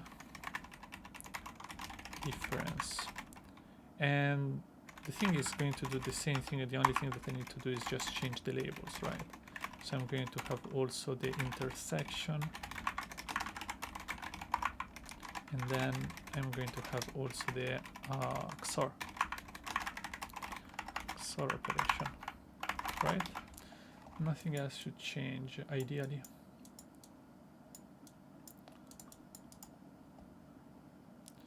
So difference, I mean, it created a transform object. The position is completely gone. Like, let me put it to something that I can actually see. Okay, and this is the result. This is the new transform object, right? I don't know, something's weird with that. We should actually have the union of those two things. So for example, if I do union, right? That's hardly the union. That's hardly the union. So let me see if I can change something with the test in here, right? So we should have still fabric to union. Yeah, it sees the function. So is the test still working correctly? Yeah, it does. Yeah, it does. So either this is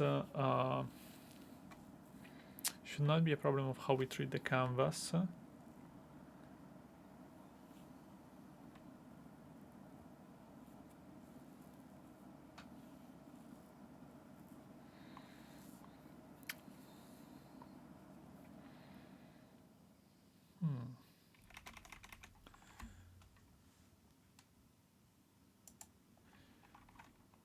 So rectangle to path, that one is working, I think, correctly.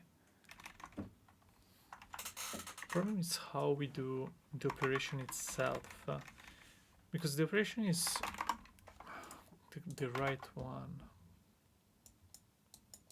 So if I go like this, right, then I go union, and I'm checking here, I can see that I have the first one, which is the subject, right? And for some reason it has been moved. It doesn't consider the new position anyway. The second one, where is it?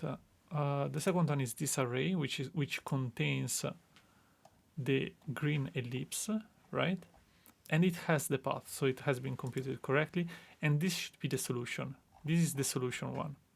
Now the problem with this solution is, for some reason, the solution is actually an ellipse. It's not the correct union of those.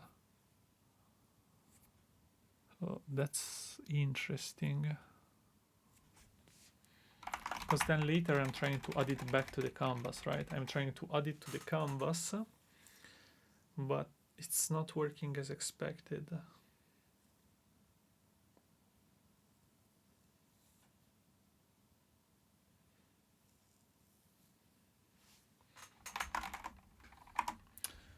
But with the test is actually working, right? So let's do something simpler in the test just to check if that works. I want to keep going with the union. I want to avoid this part. Can I just... no? Okay, whatever. Just going to do it like this. So in here we have the union, and I want to have it only with two elements, and those two needs to be like the two rectangles. So the subject, in our case, subject, okay, let me remove this one, and subject and another, right? So instead of having this, we have another. So I want to have subject and another, and those two, one is the PT subject and one is the PT clip, right? Let me restart. I don't want to see the circle anymore. When you have shape 1 and shape 2, right? Okay. Okay, and this works, right?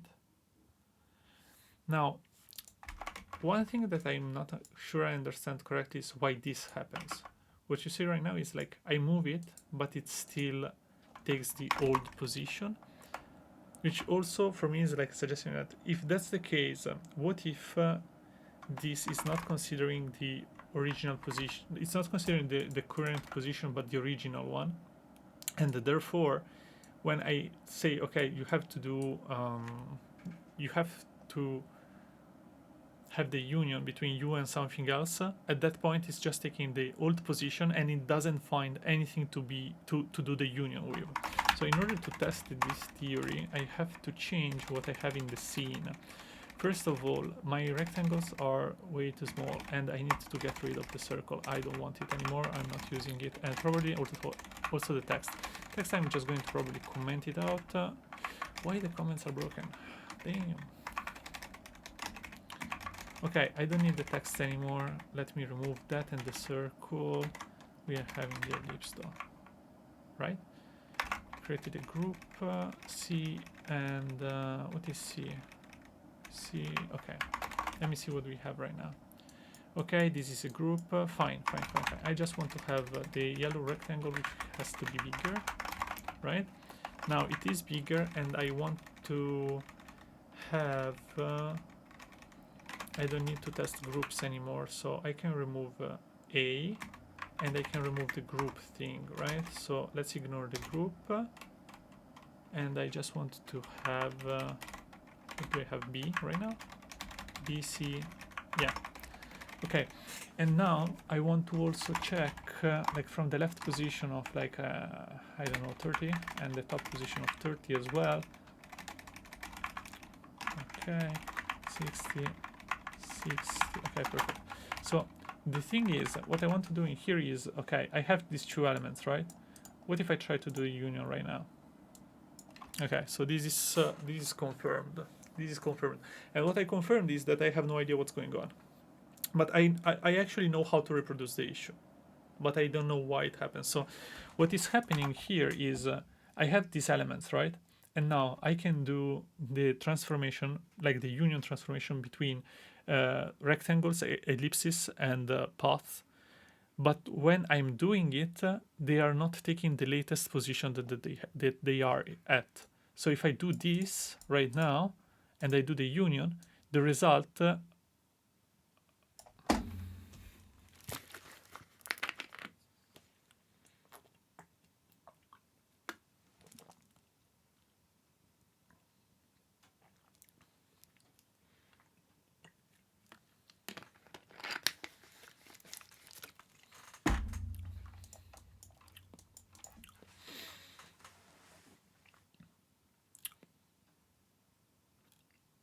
why? Just why? Why does it work now? So yeah, now it works. Now it works. So what did we do? We just changed the elements in the scene. We just changed the elements in the scene, and we started from a different assumption, and now, I don't know, stuff works. So let me create, this should be an ellipse, right? Okay. When I'm creating it, am I creating like a circle or an ellipse? Let me try, not this one, let me try with this one. Yeah, it works. I don't know, this is kind of amazing. Kind of amazing that this now works without me actually changing something that was related to the reason why this was not working in the first place. But am I surprised? Maybe a bit, but not that much. Since, I don't know, this works now. What if I try to do this? Does it work? Yes, it does. Yes, it does. And this has to be the first and this the second in order to have... no, wait. Why? If this is the first, this is the second.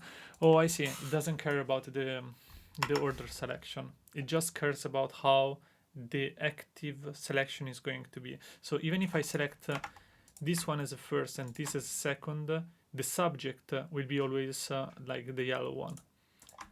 So yeah, we need to change the way in which this works, because otherwise I cannot have the user to have different kind of transformations. And that's not very convenient for the user. So let's try again to understand why sometimes this thing happens to work and some other doesn't. Yeah, this now works.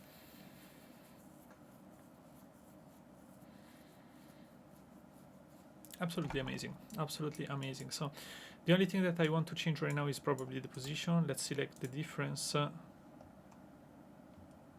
Difference? Are you there? Is the difference here with us?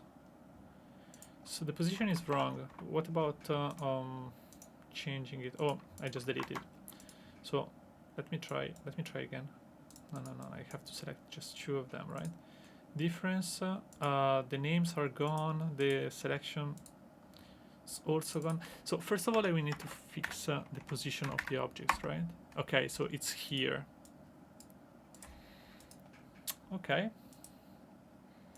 I mean, the main issue is probably the position, right? Is this how it's supposed to look like? I'm not sure this is how it's supposed to look like. Like, this is a little bit moved from here, right? So maybe, yeah, maybe because I moved it before.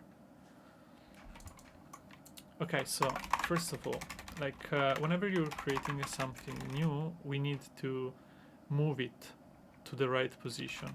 So first of all, this is to be considered like the group, right? So I had the calculation for mathmin, okay. No, and I want to probably remove also the int math part. Let me do that. Utils int math cu. Okay. But in here, I need to find the minimum position between all the different points. So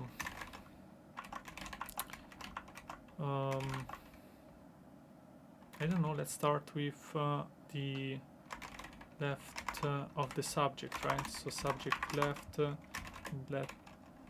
top. subject top, and now based on others, based on the others, we are going to adjust them. Left is equal the math. We want the minimum value, right?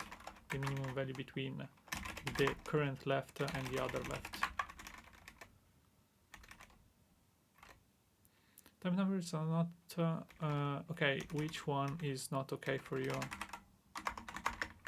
Nope, I don't want to do this.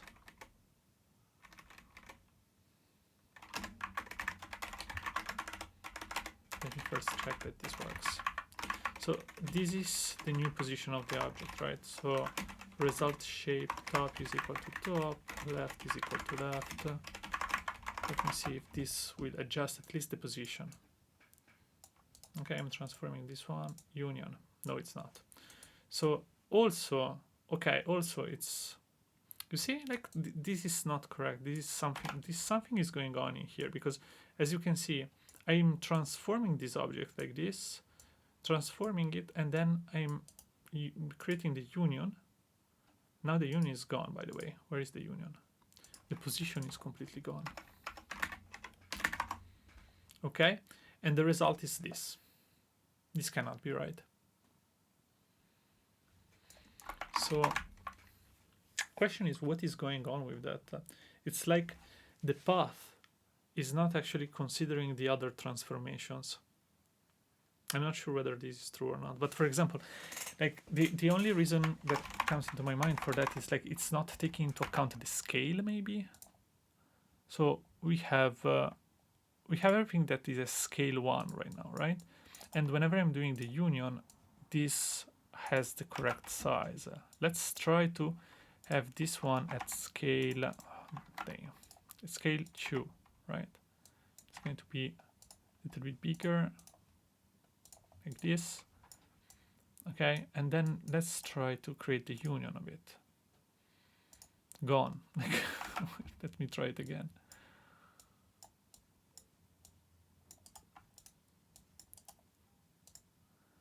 Yeah, I have no idea. They are literally gone. Like, let me change this and this. Okay. That's the union. That's the union. So no, clearly something is wrong here. Clearly something is wrong, and also the other thing that is like bothering me is this is not the correct value for top and left, and I should also remove the other ones for now, because otherwise it's hard to detect what is the actual issue. Can I remove this thing? Yeah, probably so. Undo, redo, it's going to keep there. Okay.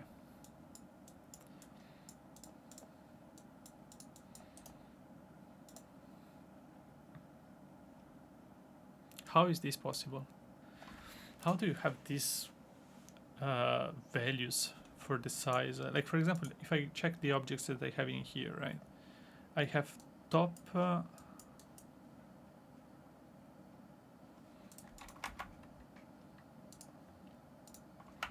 know what? Let's do. Whenever I have the active selection, so in the scene, there should be the on. Selection created, right? Update selection. Let me just check what is the active object, right? So active, like the target itself. What is inside of the target? Because maybe the values are simply not there, right? So this is 207. Top is 50, and this is correct. And then left is -1. This is also like pretty reasonable, I would say.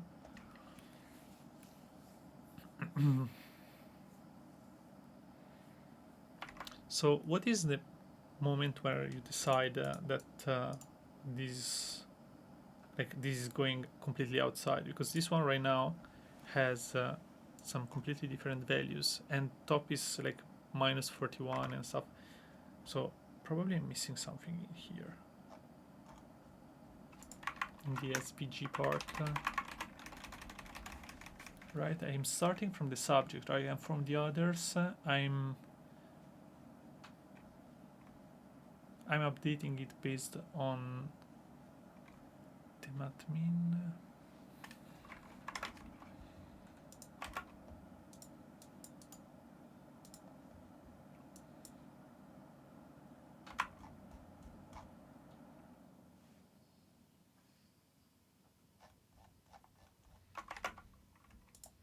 Sure. What are the others, by the way?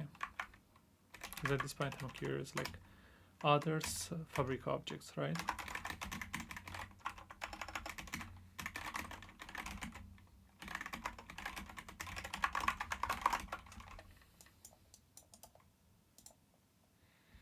Yeah, they are a bunch, like they have wrong values, but 4.1, 4.4.1, this one, right?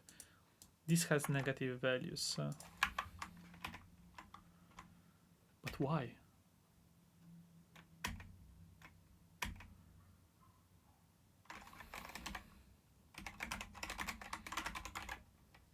So let's take it from here, right? We have the actives. We have to start from here, right? The actives are the active elements. And the active elements, should I like not use this function here? And array of the current selected objects. Why do I have the feeling that this is...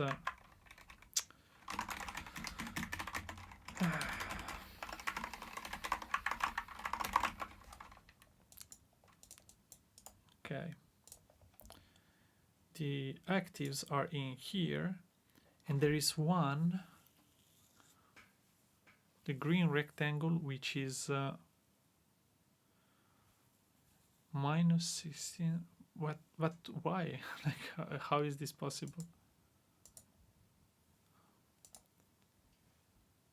So it's not the only one, also the second one. Wait, is it because they are like creating a group? No, I don't think that's the reason. I don't think it could be because of a group. But like if I select one of them, right? If I just select one of them, top is correct, like top is 50. Okay, fine. Now if I select the second one also, like left and top, they are correct. But then when I'm selecting them together, this is the actives that they have. Like, sorry, this is the actives that they have. And as you can see, like left and top are wrong. So my guess is that the actives actually is like a group. The group is applying fabric group transform matrix. So my guess is that the group is actually applying a transformation on top of each element inside of the get actives, meaning that it's harder for me to retrieve the actual values. And this is a problem, because if I want to get all the objects, it's going to return them in the wrong way, I guess. But the get active objects, I don't know, there should have something like objects inside of this. Let me first check what is it now, what is now object. So log actives, yeah, I want to check what is active, so if I get just the active object. Because from that perspective, like, I don't understand Fabric, how Fabric does stuff. Can I just have a fake array here, please? No, I can't. So whatever, I'm just going to keep it as active objects, and then in here I want to have canvas value get active object. Okay, thanks. Now this one, whenever I have the selection, right, I want to see what happens if I try to do the union right now, right? And this one was line 77 for the actives. And I have width height and the left. Okay, I have two objects in here, and again, their positions is changed. Like left is minus 16. Guys, am I missing something? Like left and top.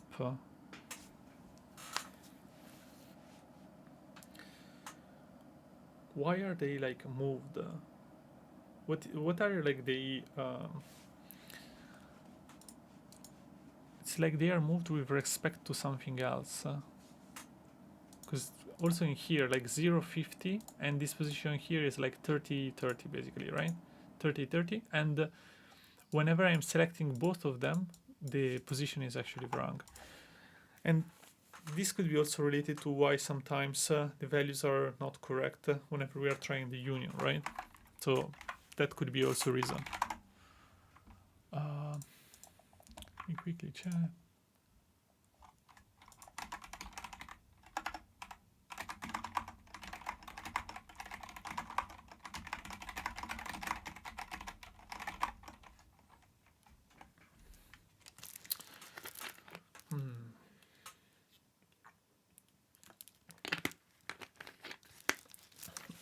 Soon getting a time for dinner, so I need to wrap up stuff.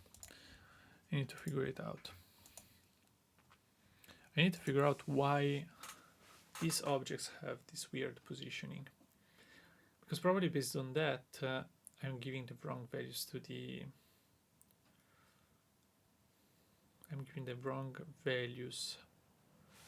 to the clipper.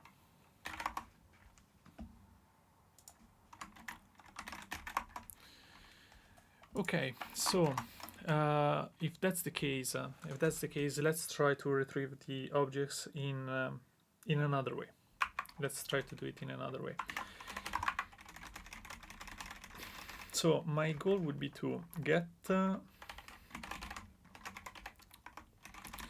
this has the group active selection and group change object ordering. I want to create a new function probably that will give me the actual values that are selected.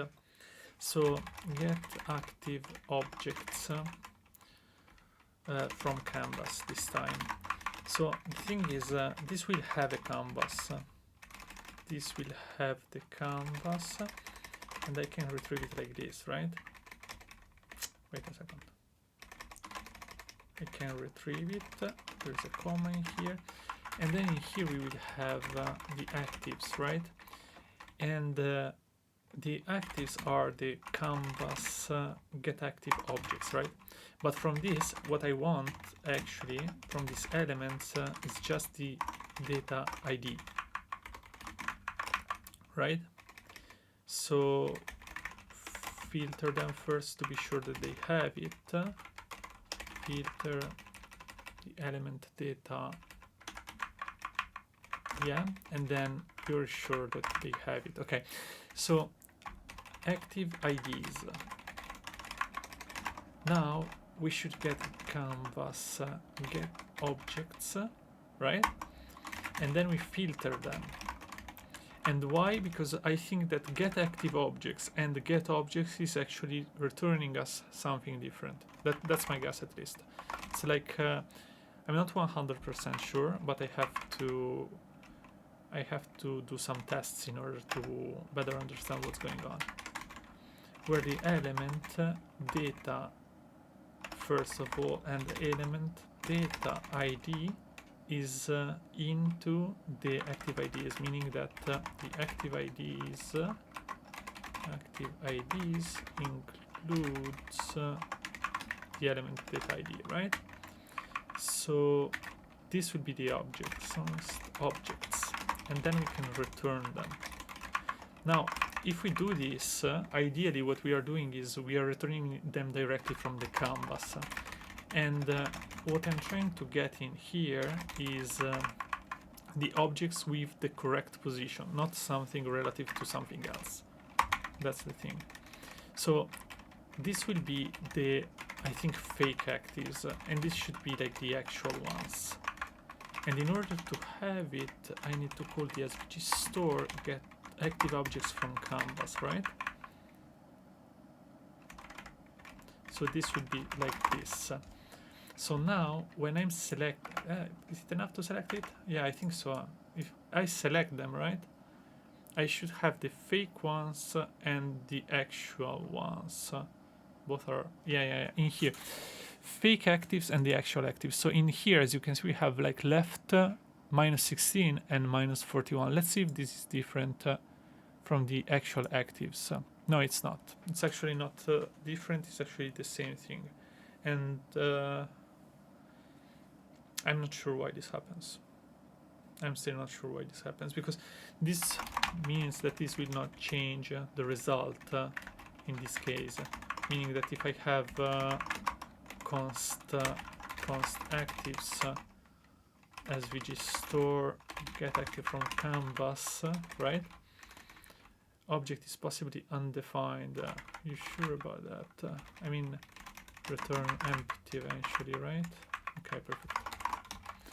So if that's the case, this is going to return the same result like this. But then if I try to change it somehow, probably the result is going to be different. Yeah, it's simply not working. It's simply not working. It's taking some values that are actually, those are not the real values. Those are not the correct values. So how to handle this? We still have a little bit of time, so we can try more stuff. So the getActive objects basically is returning to me the same result as the getActive objects from canvas that I'm doing right now. And I hoped for a different result, but that's not the case. So let me add to do possibly remove. Same as the getActive objects. So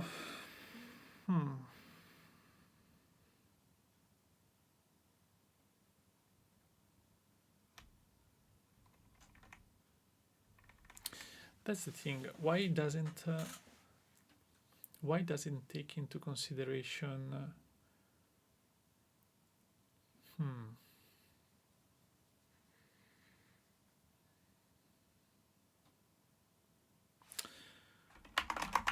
what if we need to have more tests?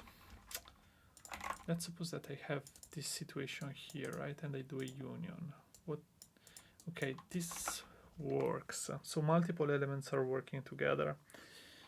What is the function that I'm using inside of the utils clipper for the rectangle through a path, right?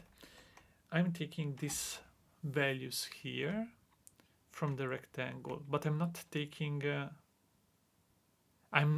the scale. Wait, I'm not taking the scale in here. What am I even doing? Scale. So I need to have the scale X and scale Y, right? And then whenever I'm moving stuff, like the width and the height, they should be actually modified, because W here should be the actual width multiplied by the scale X, and this should be by the scale Y, right? And now I should replace stuff here like with W, right? And then the height with H. And this could be potentially undefined. Well, if it's undefined, then you go with 1 and you will be fine, right? Scale, okay. So this eventually should solve our issue for the scale, because otherwise it's not going to take that information into account. So let's suppose we are doing this. Okay, we have at least one of our issues solved, which is we were not taking into consideration the scale. And let me guess, this is going to affect also the ellipse, right? So in here, I also have the scale Y, scale X and scale Y.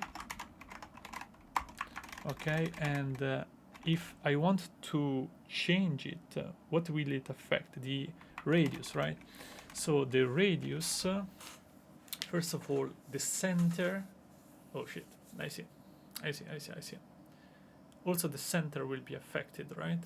Whenever I'm creating it, because this requires to create a path around,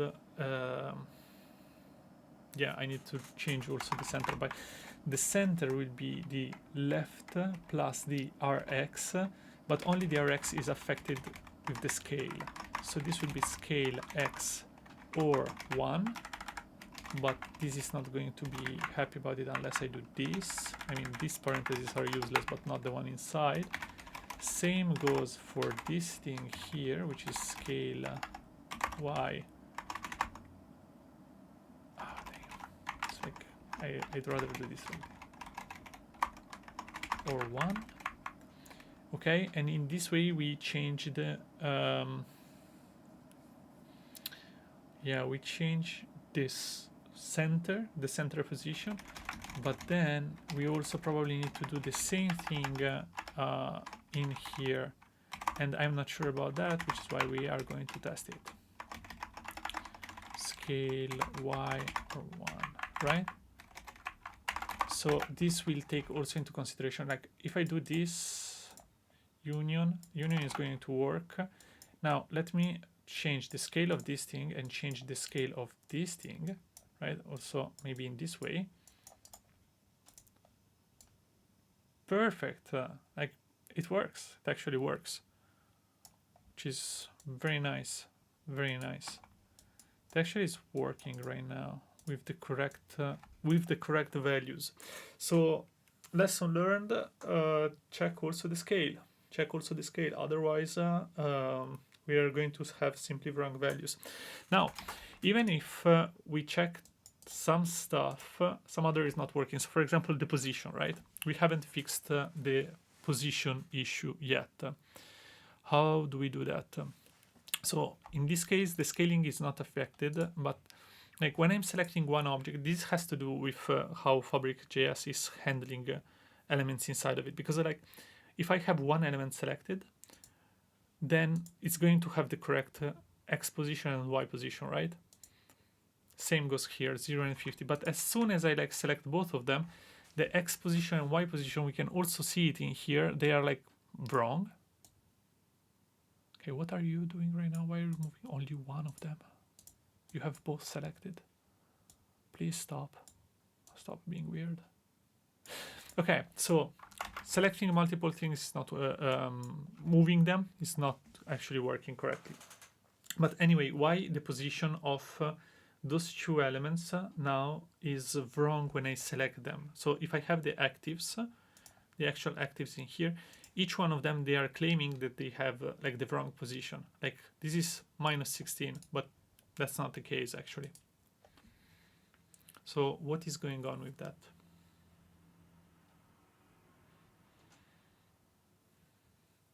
Because I need to create the object, right? But in order to create it in the right position, ideally what I want to do is, okay, this is the position of the two objects, right? And whenever I have the union, I want to put it in here, exactly in the same place, right? But with Fabric, this is not working. So this thing is also like not taking into consideration the position and just put stuff wherever it wants. Let me see. What could be the reason for that? For the -16, like Fabric multiple elements selected wrong position, something like this. Just group selection and messing up individual object position attributes. Yes, and is this because of how they handle the transform? The reason why the coordinate is going to the negative is that the selection thinks, okay, we have already one problem. The selection thinks, please don't.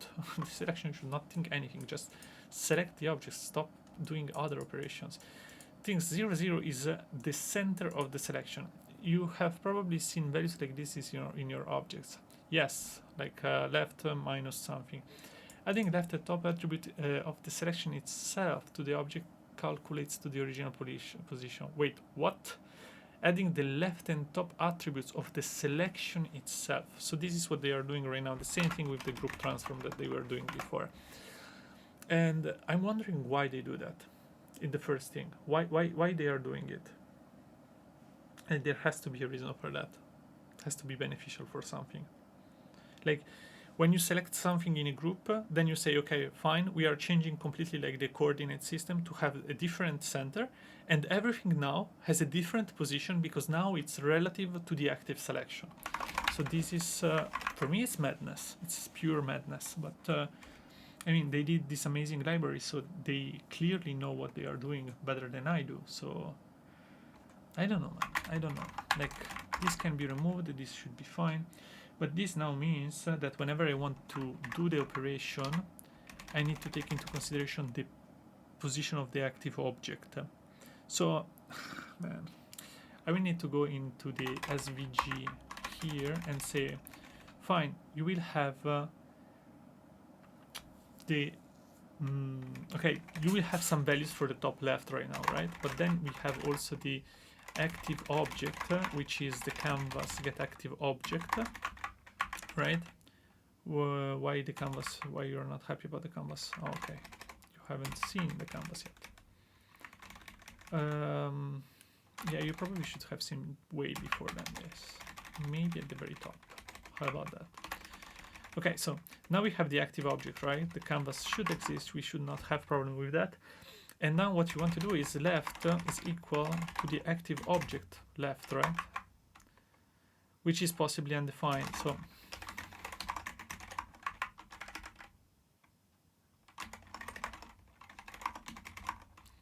can I, you know what? Fine. Let's keep it like this. Then this means that this is like defined, right?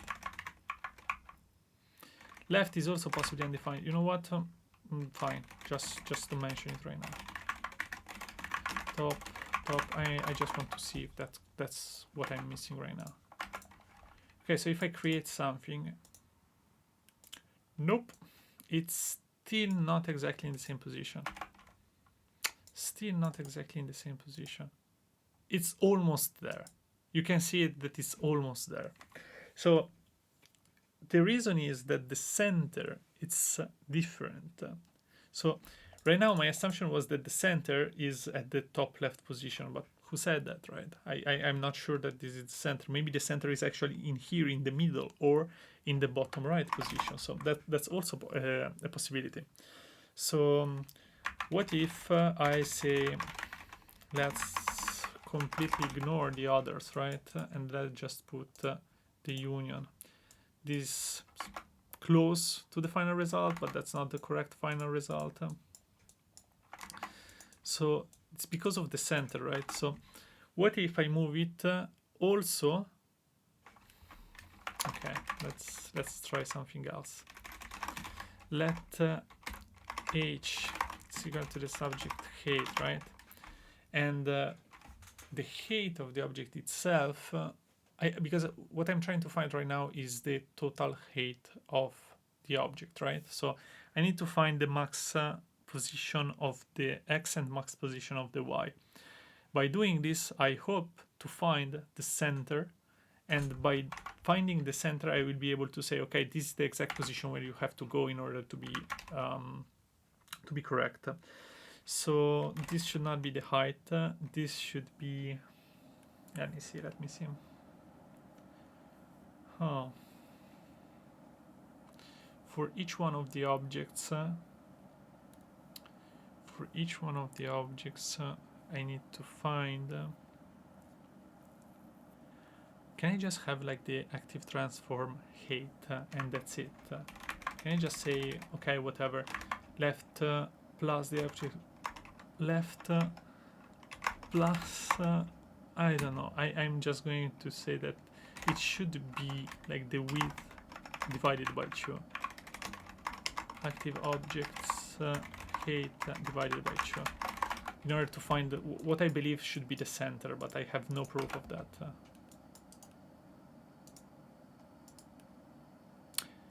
We are so close. We are so close. So the actual, like the y position was correct, but not the x. How does that work? It's top is height divided by 2, width divided by 2.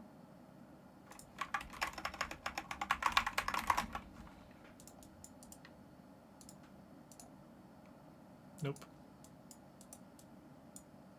Is it because the width is initially at 0?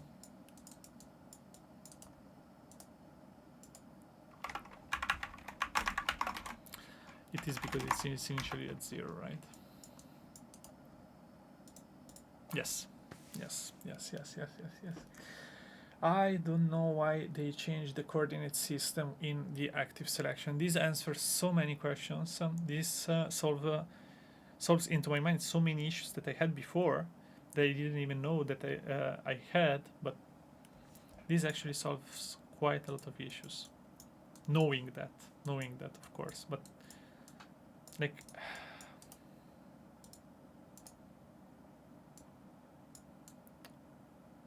I don't know, like, also this thing right now, this is not, that's not correct actually. That's interesting.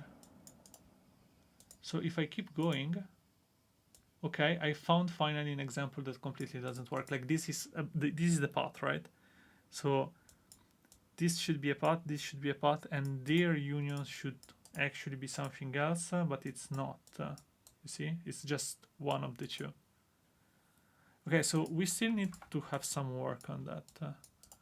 But at least we had some. Oh, okay, okay. So rectangles are currently working, but for example, paths are not. Right? Yeah. Okay, so rectangles are working to a certain degree. To a certain degree, I would say, but the paths are not. I mean, we have some insights right now. That's for sure. So let me just be a little bit delusional in here, and let's try also like the other things. Okay, the difference. The difference. Yeah, the difference makes sense, I guess. Let me try the XOR operation. I need to move it from here because on 0 it's going to like. Okay, the XOR operation is basically the union in here. Intersection. Intersection is also the union. Cool. That's definitely not correct. So did I register the correct operations? Union, difference, intersection, and XOR. This should be fine. When I get in here, this should be the operation, right? So let me print it again just for the sake of testing. Like union is the operation is 1, right? Okay, and indeed the result appears to be a union. Like the difference, the operation is 2, and the difference appears to be fine as well. If I try to do the intersection, the value is 3 in here, right? But the result appears to be the union.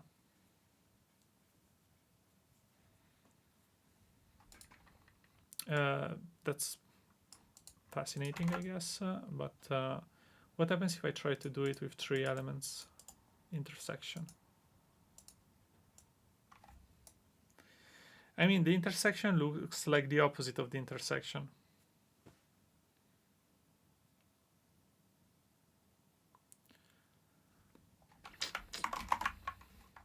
It's pretty confusing. It's pretty confusing. I will need to like review this thing. I definitely need to review. Let me just check the XOR. What happens with the XOR? The XOR is another union. Fine. Everything is a union. Sometimes it's a not intersection when it should be an intersection. So yeah, we're doing pretty good. But at least we found out like the reason for the positioning and the reason for the scaling, why that part was not working right. So I cannot guarantee the results, but as you can see, like we have something on our hands that works. And also like the properties of the new path are like preserved. So this is progress, I would say. Yeah. Okay, cool. I think I need to go and start preparing dinner. And yeah, at least this should be working now.